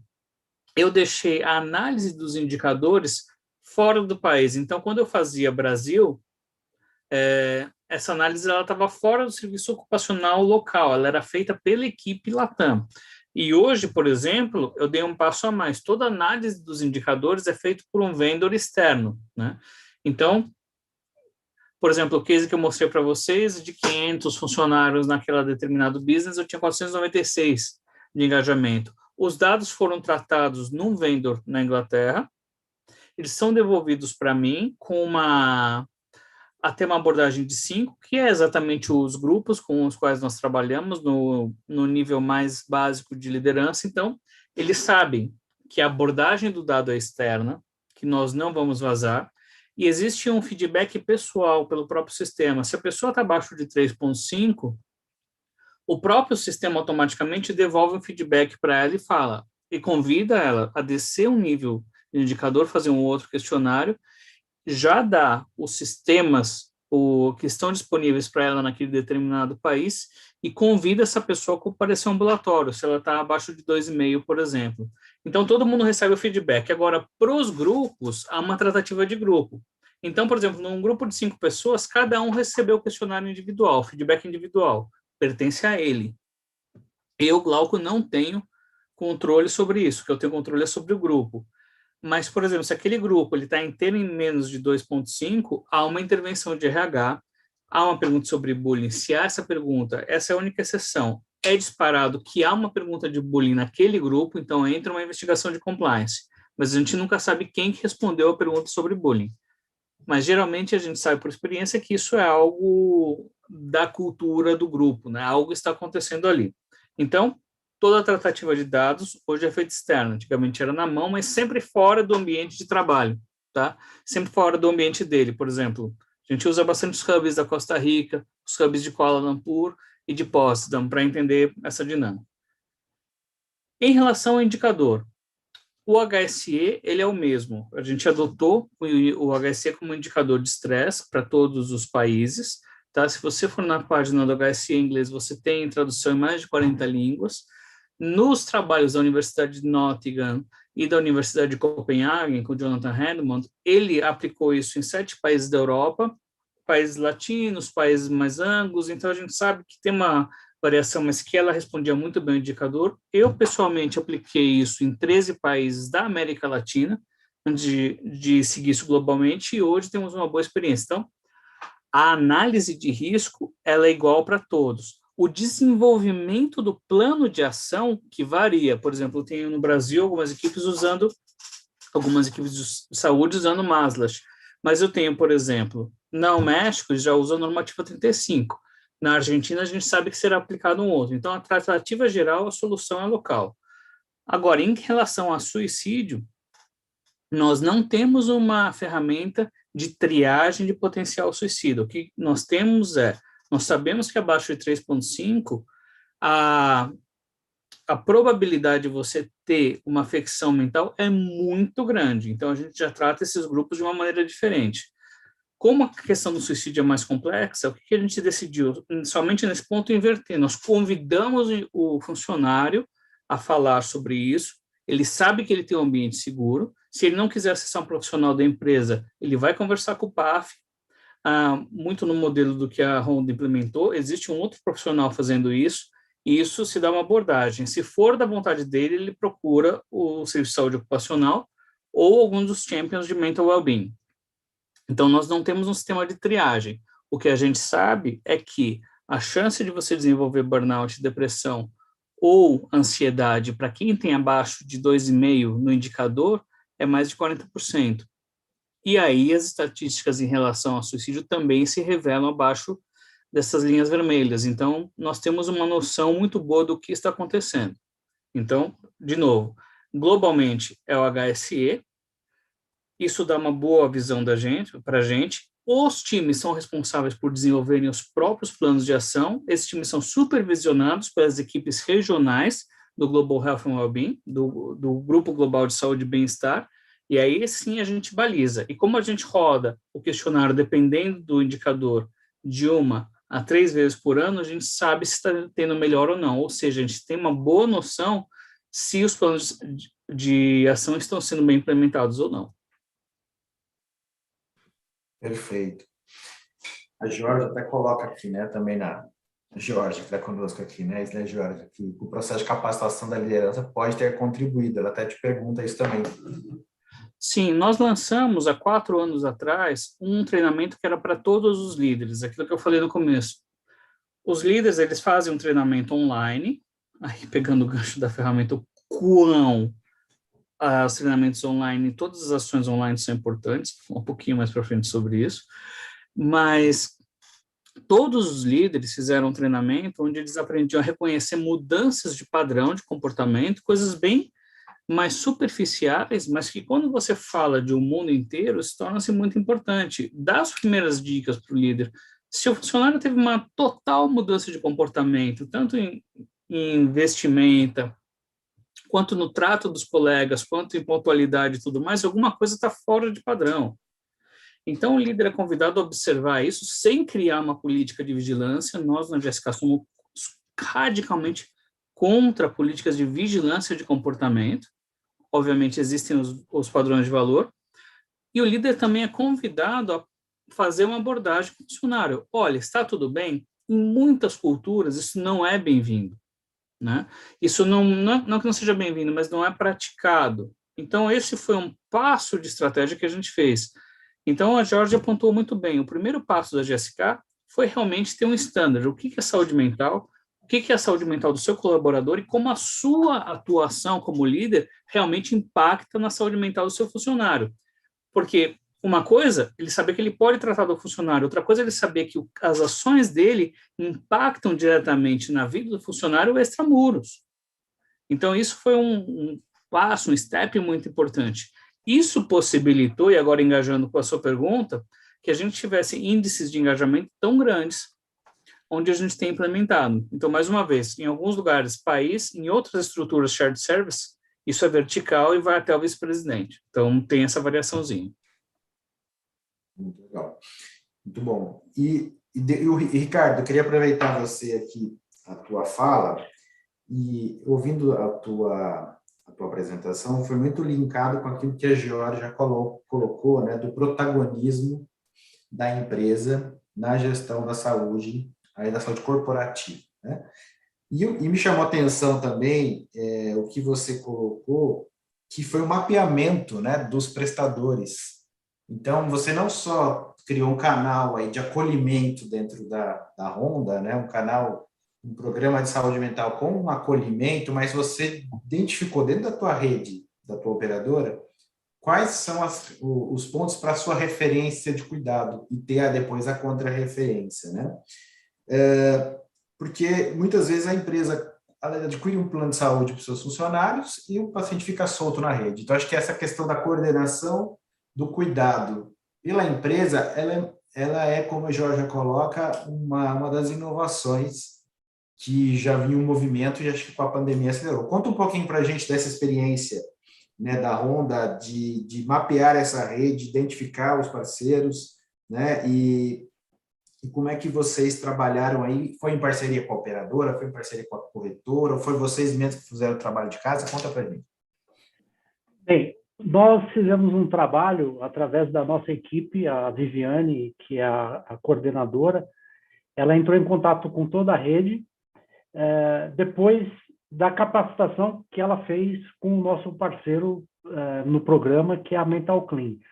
Então, uma vez definido todas as linhas de tratamento, aí nós fizemos o mapeamento da rede, porque uma preocupação que nós temos muito grande é que a Mental Clean, por exemplo, o nosso parceiro, ele tem o atendimento inicial, ele faz a triagem, os casos leves, ele tem 4 sessões, mas quando precisa encaminhar para o plano de saúde, se essa transição não for muito bem feita, às vezes um trabalho que foi muito bem desenvolvido na etapa anterior, você perde ele e às vezes cria até algum risco adicional para o paciente nessa transição. Então, esse trabalho ele foi fundamental, primeiro, para fazer essa transição. A outra, também, olhando pelo lado da empresa, às vezes o colaborador vai precisar de algumas sessões adicionais que o plano não vai cobrir. Então, nós vamos precisar fazer alguma negociação comercial com o plano de como encaminhar aquele caso que tem uma criticidade diferenciada.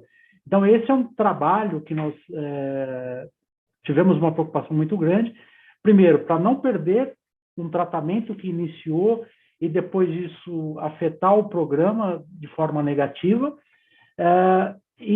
mas principalmente com a preocupação do colaborador, que ele se sentisse primeiro acolhido e nessa fase de transição que ele vai para a rede conveniada, ele ter um acompanhamento da melhor forma possível.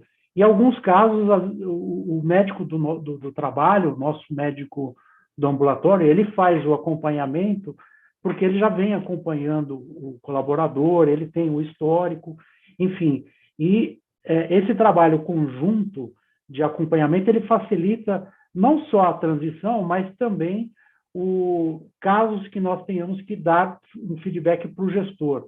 Porque o gestor, apesar de nós termos todo o sigilo, o gestor ele não recebe a informação de forma direta, tem que ser através do médico do trabalho.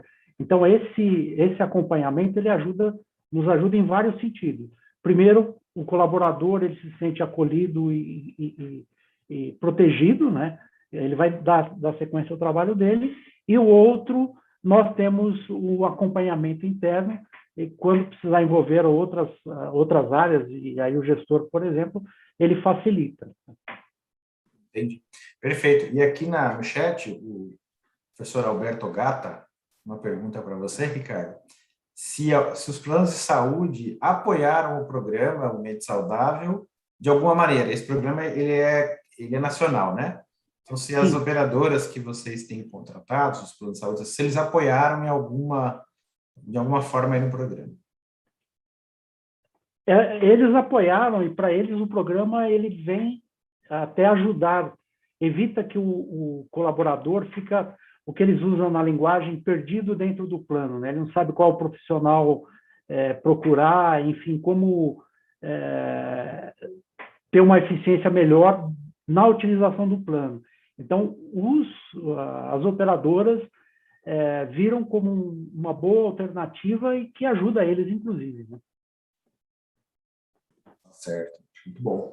O Jorge, aí ouvindo um pouco aí do que o Ricardo coloca, o Glauco, na tua fala você colocou muito disso, né, que nas tendências, que a empresa, como as empresas, né, principalmente os RHs das empresas, como os grandes contratantes e financiadores aí do sistema de saúde suplementar, né, estão buscando modelos que cada vez mais olhem para esse cuidado integral, pela coordenação do cuidado. E e aí, muitas das empresas estão sendo protagonistas disso, né? E quem é o grande aliado da empresa nessa transformação? É a operadora, é a agência, são os brokers? Porque eu vejo muito que a empresa vai sozinha, né? E quem está junto com a empresa? O que acontece? Então, eu adorei a sua pergunta, porque eu acho que esse é uma lacuna, sabe? Que hoje precisa ser preenchida com inovação. Porque não é a operadora, não é o broker, sabe? Porque não é o broker que ela procura, né? Ela procura alguém que ajude ela a construir essa atenção integrada, coordenada, continuada. E o broker não faz isso. O broker muitas vezes fica vendo onde que tem falhas ali nos pagamentos e acaba contribuindo para trocar de plano, mas não para resolver estruturalmente o sistema de saúde. Então, eu acho que hoje ela não tem ninguém. E as grandes, é como eu falei, as grandes conseguem, né? Do Ricardo, Glauco, outros colegas, o Alexander estão aí, são esses gestores que vão atrás. Mas eu acho que a média e a pequena empresa não tem condição. E, às vezes, algumas grandes, dependendo do tamanho, né, grandes de 1.000 trabalhadores, também não tem condição de ela ficar indo atrás disso, sabe? Então, eu acho que é um vácuo que precisa ser preenchido de como que a gente apoia as empresas a fazer isso.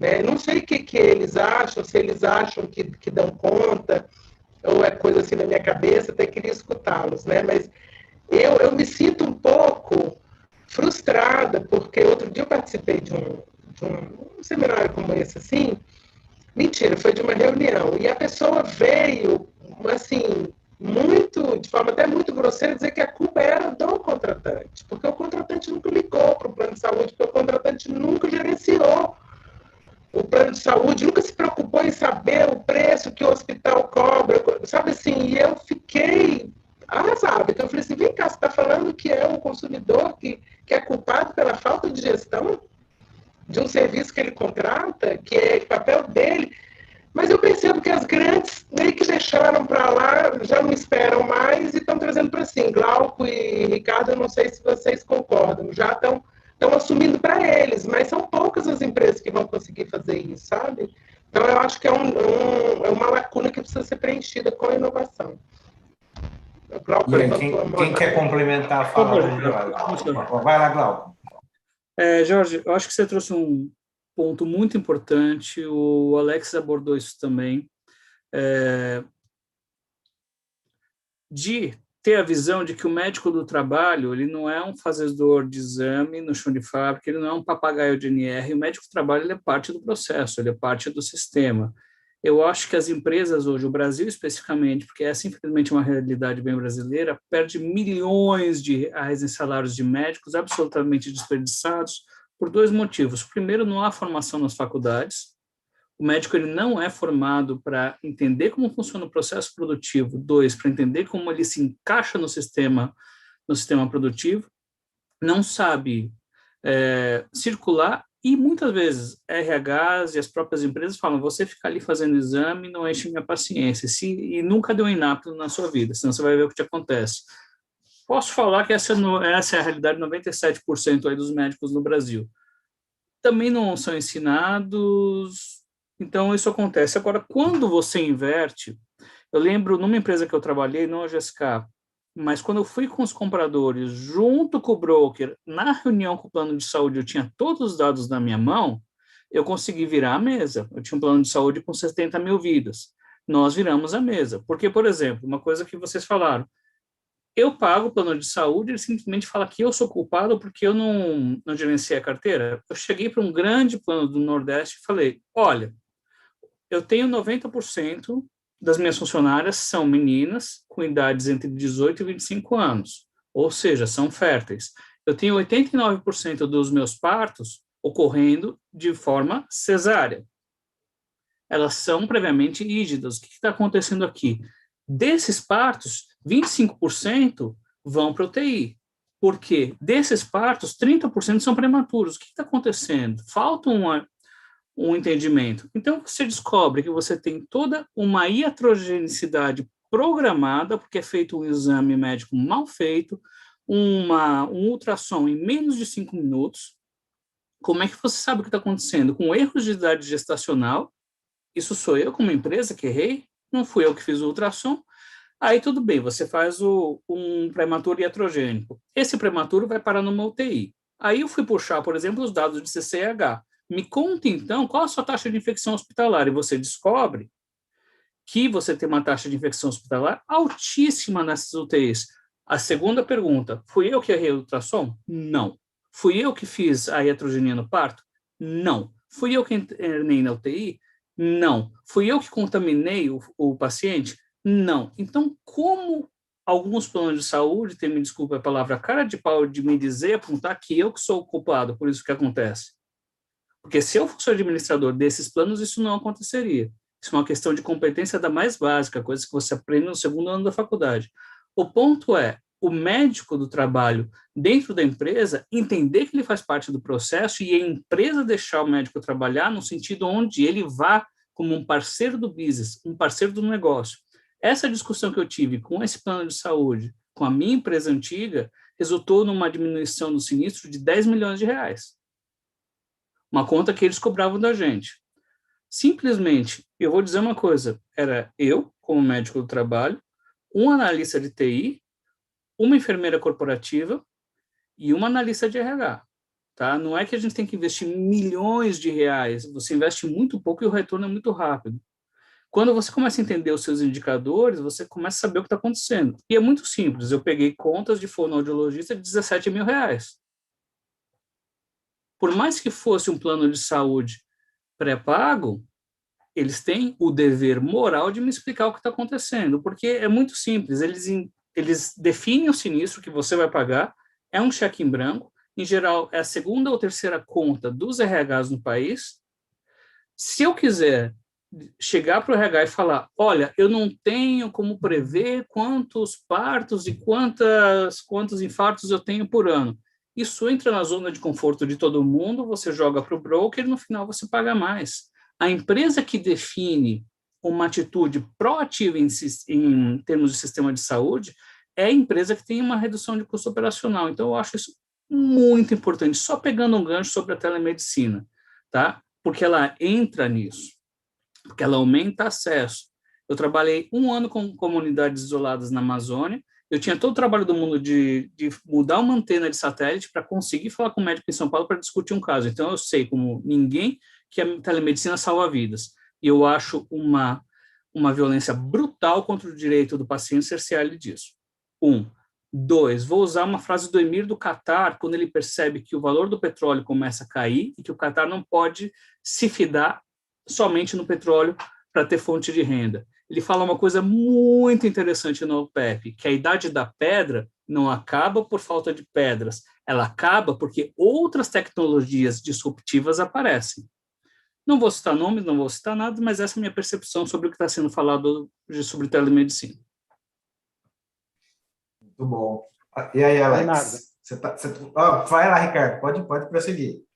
Desculpa. Não, só para contribuir com o nosso exemplo sobre essa questão do broker, nós temos uma corretora de seguro que está dentro do braço financeiro. Até 2019, a gestão do plano de saúde era feita pela corretora. E nós temos, além do seguro saúde, nós temos os convênios com as cooperativas, Unimed, Manaus, tem as locais, enfim.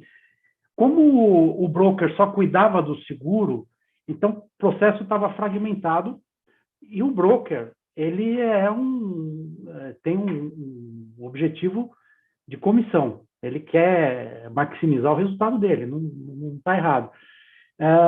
Por outro lado, toda a demanda de atender o colaborador, eles não conseguiam dar suporte, porque eles têm o business dele que é vender seguro. Então, nós identificamos que a melhor alternativa era, primeiro, centralizar tudo isso. Foi aí que nós criamos, lá em 2019, a área de saúde corporativa, trouxemos para o corporativo seguros e todas as cooperativas das fábricas, e aí nós passamos a ter uma visão integrada. E, tendo uma visão integrada, a gente consegue enxergar melhor a jornada do colaborador, as diferentes jornadas, né? Você tem um colaborador da produção que é atendido por uma cooperativa, às vezes você tem um benefício diferente que foi negociado com o sindicato local, enfim. Então, como amarrar tudo isso? Essa foi a alternativa que nós encontramos e, através disso, nós conseguimos também fazer as campanhas corporativas. Então, todo mês nós temos as campanhas, agora estamos com a campanha Setembro Amarelo, e uniformizamos a linguagem para todos os sites. Então, isso ajudou e contribuiu também, tá? Talvez em função da estrutura que nós temos, foi possível fazer, mas, no nosso caso, foi um caminho que nós acertamos, porque foi onde nós conseguimos nos organizar e chegar de uma forma mais organizada para enfrentar a pandemia. Porque se nós não tivéssemos feito isso, nem esse programa que eu estou compartilhando com vocês, ele teria acontecido. A iniciativa partiu de vocês, né, Ricardo? Isso exatamente. Mostra o que me parece aqui, né, é que as grandes empresas, o que acontece? Elas elas quase criam autogestões, mas para não ter a regulação, né, da agência, elas usam muito o plano para ter uma rede, na maior parte dos pós-pagamentos, né, vamos assim dizer, mas a gestão da saúde e a coordenação do cuidado está sendo feita pela empresa. Isso é um movimento bem real que a gente tem observado, né, Alex? E aí, comenta um pouquinho sobre as colocações do Glauco, do Ricardo, da Jorge. Oi, gente, tanta coisa aqui. Mas, primeiramente, a questão aí que o Glauco trouxe, a questão do convênio, a gente fala tanto critica a questão do uso da não ciência para tratamentos precoces e coisas nesse sentido, mas a gente faz isso dentro do convênio nosso, dentro da empresa. né? Qual é a indicação para tantas partes cesarianas, né? Qual é a indicação de tantos exames desnecessários e que nenhum movimento acontece das sociedades médicas, né? Então, a gente, é claro que tem um problema aí de indicação, por exemplo, desses exames de tratamentos e tal, mas se a questão está no nível da política, ela parece que caminha um pouquinho melhor, né? Do que a gente lidar no nível da ciência mesmo, das necessidades, e a gente enfrenta muito isso nessas métricas. E eu acho interessante ver o Glauco, porque eu acho que ele fica um pouco arrepiado quando a gente vê essas coisas erradas acontecendo. A gente, como médico dentro da empresa, às vezes a gente quer agir e fazer as transformações necessárias, e o quanto que a gente passa dificuldade, justamente porque, não que a gente esteja sozinho, mas é uma trajetória muito difícil, muito, muito árdua para fazer essa transformação dentro de tantas coisas que a gente tem, como, por exemplo, projetos como esse fantástico que o Ricardo e o Glauco falou.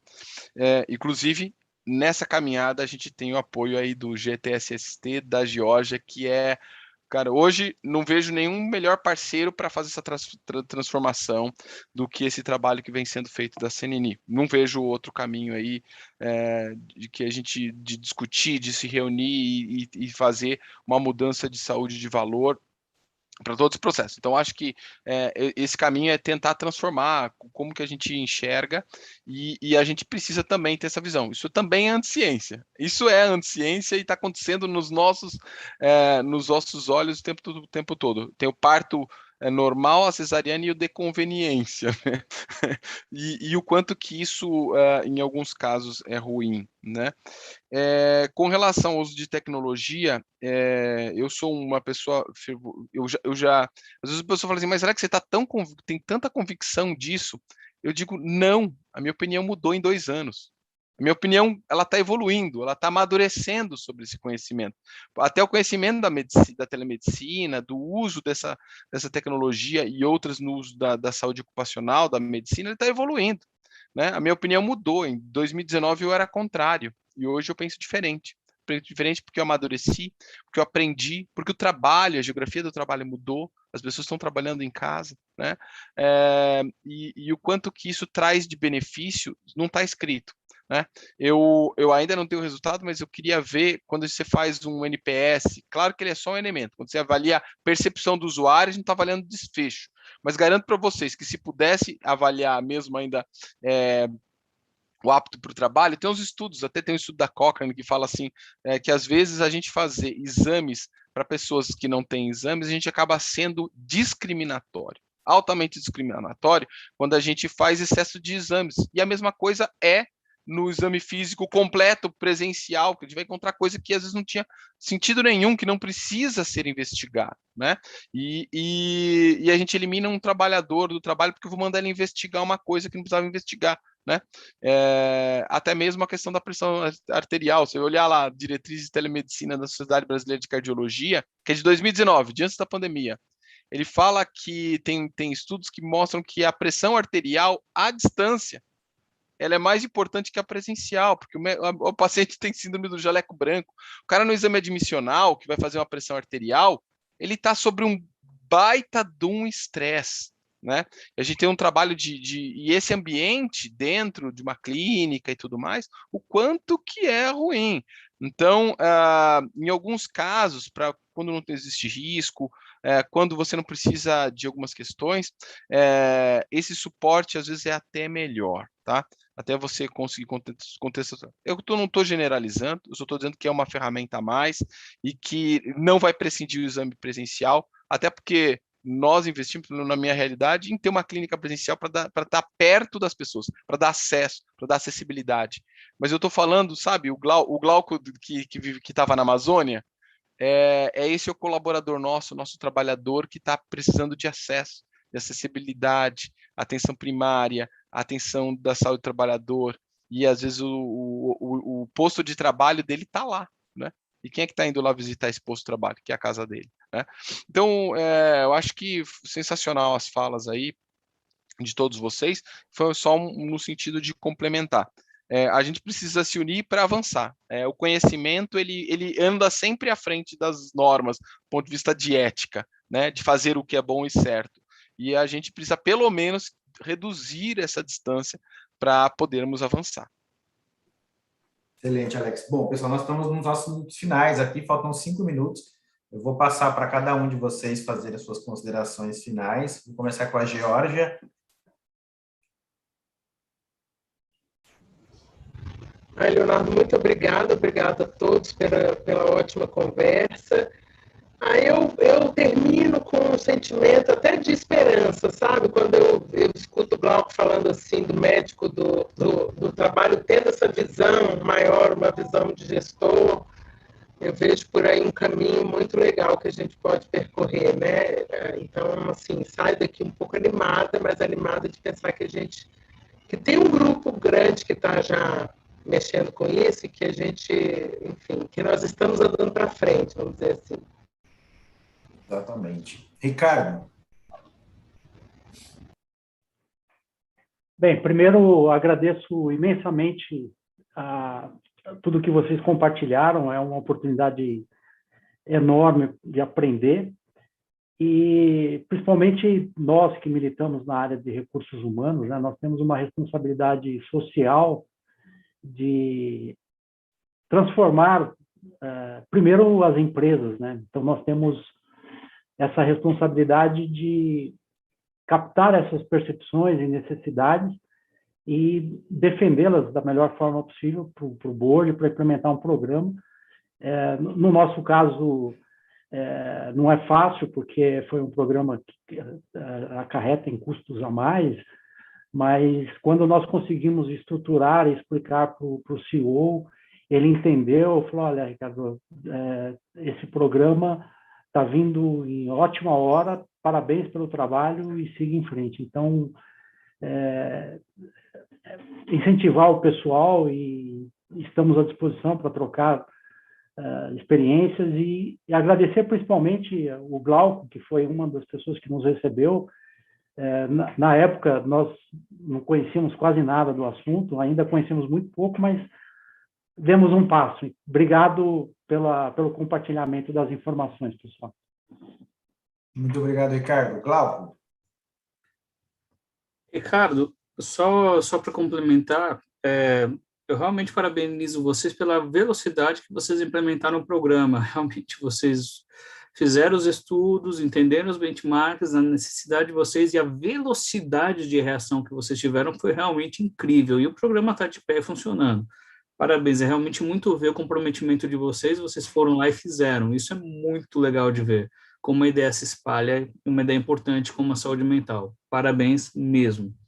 Complementando só o que a Geórgia disse sobre os dados de sustentabilidade, hoje na GSK os dados de Mental Wellbeing e Health and Wellbeing fazem parte do relatório da Dow Jones Sustainability, relatório que nós enviamos para eles.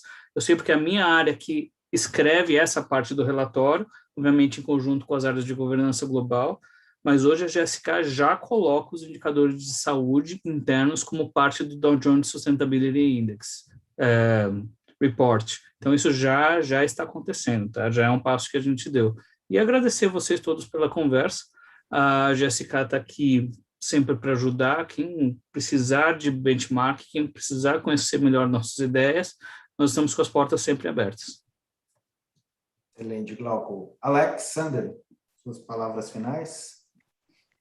Olá, pessoal. Eu acho que só parabenizar de novo pela terceira vez aí a fala dos três, Ricardo, Geórgia, Glauco e toda a comissão organizadora aí de perto. E eu fico feliz que a gente tem uma grande força aí de profissionais que estão transformando o trabalho, que estão lutando para fazer uma saúde integrada nas empresas e cada vez melhor, e estou aqui para ajudar. Estou junto com vocês aí, gente. Um grande abraço. Obrigado. Bom, pessoal, muito obrigado a todos vocês. Estamos chegando ao fim de mais um debate enriquecedor. Agradecemos a audiência e a participação de todos. Amanhã, às 9 horas, o simpósio continua nesse mesmo canal, com uma programação especial para o dia de amanhã. Ele vai ficar disponível, esse nosso debate. É legal, porque quando o debate está aquecendo, dá vontade de continuar. Infelizmente, nosso tempo se esgota, mas está disponível para quem quiser acompanhar no canal do YouTube. Convidamos todos vocês que estão nos assistindo a acessarem as páginas de internet do Hub RH+, e da BQV, né? Como eu falei, são as duas associações que estão promovendo esse evento. O site, a rede social, o Clubhouse, e também fica o convite aqui para aqueles que não são associados, né, da BQV, da BRH, para que conheçam mais as associações e também se associem. Muito obrigado a todos vocês e, mais uma vez, excelente debate e até a próxima. Espero encontrar vocês numa próxima ocasião. Obrigado. Obrigado, até mais. Obrigado, pessoal. Excelente semana a todos. Fechou. Obrigado, gente. Foi ótimo, hein? Obrigado mesmo.